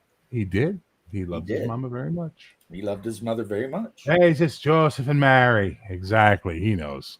That is one thing that Jewish people and like freaking Catholics or whatever have in common is we're all mama's boys. It's like a weird thing, you know. Like when I was young, if somebody said something even slightly remotely insulting about my mom, we were throwing hands, like on the spot, no questions asked. It was just now I'm way more laid back. Plus, my mom said, "Who cares?" She don't care what anybody thinks about her. But when I was young, I was just that kind of guy, man. You did not talk smack about my mom, or you could, but you would pay for it for sure. Somebody would, you know, like that saying, you know, if you keep that up, you're going to die. And the correct response is, well, somebody is. So, but then I got over it. But yeah, I mean, hillbillies, Irish, the Jesus, Joseph, and Mary. I mean, that's not uncommon. And I mean, if you got to invoke someone's name, that's a good one. I mean, you could call out to Krampus or something. I don't know. Oh, geez. Well, I think what they forget is that the way the Irish use it, so as a result, Maritimers use it. It's not like, you know, it's not a blasphemy. It's when someone says something, you go, Jesus Christ. But the whole sentence that you've cut down is, Jesus Christ, protect this idiot. Like it's an invocation of like, please watch over this fucking moron, or oh, I can't believe this happened. May Jesus preserve them. But no one's got time for all that. None of us are getting paid to say all those words except the priests. So right, just, and language evolves to be quicker and more on the spot, right? But so, like when I said what I said to Shadow, and I his understanding Jesus, it is what you're saying. I'm saying, Jesus, look after this guy, or look after me. Look after somebody. Yeah. Somebody needs protect help. someone. Someone protect Jesus. Protect someone in this, please. Protect somebody in this is one of the reasons I have a hard time with evangelicals, but that I don't have with Orthodox, Jews, Anglicans, Catholics. I don't have a problem with them, but evangelicals I do. They're way too uptight. For a bunch of people who get together in tents and stadiums and sing, they're way too uptight. Yeah. What? I said, and play with rattlesnakes. You would think if you made it that's part one of your particular service sect. to dance around with rattlesnakes, you'd be a not little all bit. Evangelicals, dude. That's just one group of evangelicals, and they're pretty weird. The speaking in tongues ones. I got some bad news for them. They're not speaking in tongues. So I used to work out when I was in my 20s. I used to work at this gym in my hometown, and I'd come visit Montreal every couple of weeks for stuff in the film industry, what have you. And I was sleeping with this girl that I knew, and we were just, you know, we were having a purely sexual relationship. And the gym was owned by this guy from our hometown, but he had moved away, become a Seventh-day Adventist, married this woman, and come back to the town to raise his kids and open the gym. And I'm with my buddy working out, and I'm telling him about the trip to Montreal, and I'm talking about the girl I slept with, and she starts lecturing me about premarital sex and how I'm going to hell, and it's a sin, and this and that. And I'm just staring at her like, and finally I'm like, I'm not part of your crazy woo-woo church. Your rules don't apply to me. Shut up. You know, like it's just that feeling of superiority and their desire to tell me why I'm wrong defies everything I believe about Christianity, defies everything I was raised in the Church of England to believe, which because we were really, really big, at least our minister was really big on the, you know, let he who hath not sinned mentality, you know, like you talk about the Orthodox, don't judge. Well, we had the whole, you know, everything happens for a reason and you don't understand it. That was how Reverend Allflat raised us, you know? Our thing is, Sorry, the way I had it explained to me is you can judge a person's actions, but not their motivations, because you never know what's in their heart. Fair. But I mean, so whatever, I don't know about it. And I'm sure that Now he doesn't want to talk about it. Bob Johnny frickin' winning the onion eating contest against our Canadian I bear. lost. I capitulated. I think your youngest one, if I remember correctly, that's Bob Johnny the halfling. I'd much rather hear about him eating onions than any of this theology stuff. Says the guy who talks about this stuff all the time. I love my church, but sometimes even I get tired of talking about it, you know? It's like, Shadow, mark this date on a calendar. Shadow, mark this date on a fucking calendar. In red pen, circle it. Underline the number Well, I 3 mean, I've times. told you guys everything I've told you. You're either going to believe me or not, and that's the end of it for me. Can If you someone don't please believe me, clip then, this I mean, segment then and send it to me something as an MP4 so that the next time James starts lecturing or doing his thing, I go, Touchberry. James. Yeah, Touchberry was the winner. I told you this earlier. Touchberry. Okay, I got confused. I thought Bob Johnny was the youngest one, but it's he's the middle. Touchberry. I love that Is he the middle? Touchberry. How do you come up with that name, Touchberry? It's like, what are you doing here, kid? Like you're out in the woods touching berries? I mean, what's going on? But he is a halfling, so I mean, what are you going to do? So Shadow, Now, Bob what's Johnny, new, what's new in the world of forced labor? Bob Johnny definitely sounds like someone I might have it's went to pretty school slim with. pickings. The boy's never home. He doesn't get home now till sometimes 7:30 on weeknights because he's taking Oh my goodness! a 7:30. No seventh. one's awake at that time, please. He's taking a seventh period, which is only every other day, so he doesn't get out till like 6-ish, and then he's hanging out with friends and stuff like that, which I actually am very happy about. But I don't see much of him at all anymore. Touchberry is a sample name from the Basic Player's Guide. It It sounds is. to me like that would have been a last name, like the halfling's name would have been like, I don't know, Frito Touchberry. Frito Touchberry. Frito. Everyone. Frito Touchberry. Yeah, that And was he's a thief. Lord of the Rings. And I he's a think. thief. Therefore, he is the Frito Bandito. I like that. You ran with that. Bob Johnny's the youngest. Okay. I mean, you know, it doesn't change anything. I still like hearing about their shenanigans. And Faux Fire is the wife, right? That can never hit anything with her bow. I am gonna have to go to bed now. Okay. Thank you, gentlemen, for Good having me. night, Sax. Take care, buddy. I got to go Yeah. too. I got to get my radio show going You're here. far away. In 10 minutes. So Yeah, I I got gotta to make bounce as So well. Father Aaron, Frito was the first name that came to my mind. I don't even know why. And reduce James's stress about blasphemy by leaving as well. So I'm going to say goodnight, James. It was a pleasure seeing you again. I got to sir. make I dinner. don't think It's you almost blasphemed. Oh, all right. Then hang on. Give me a moment. Let me think of a good one.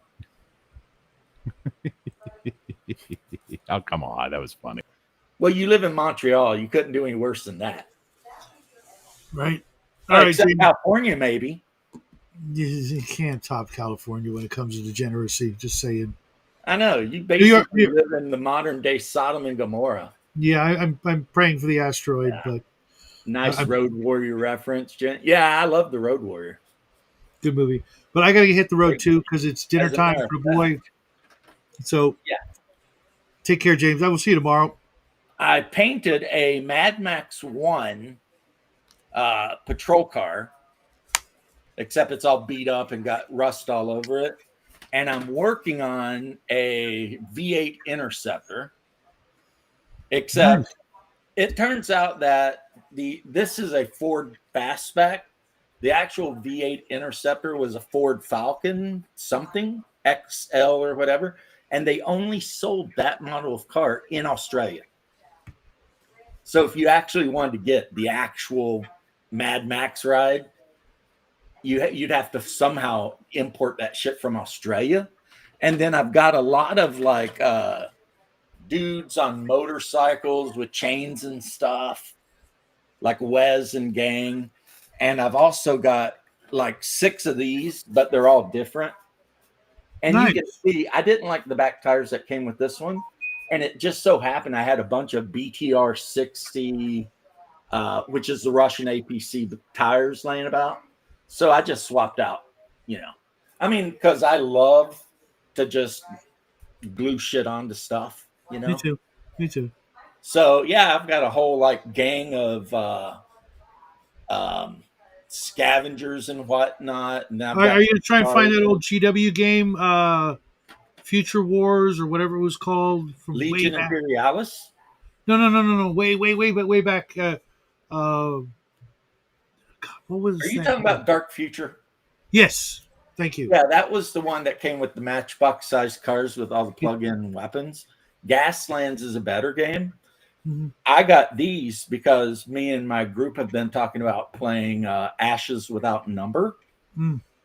And I would play it where there was a nuclear war and society collapsed, and there are radiated zombies running around trying to eat everybody, right?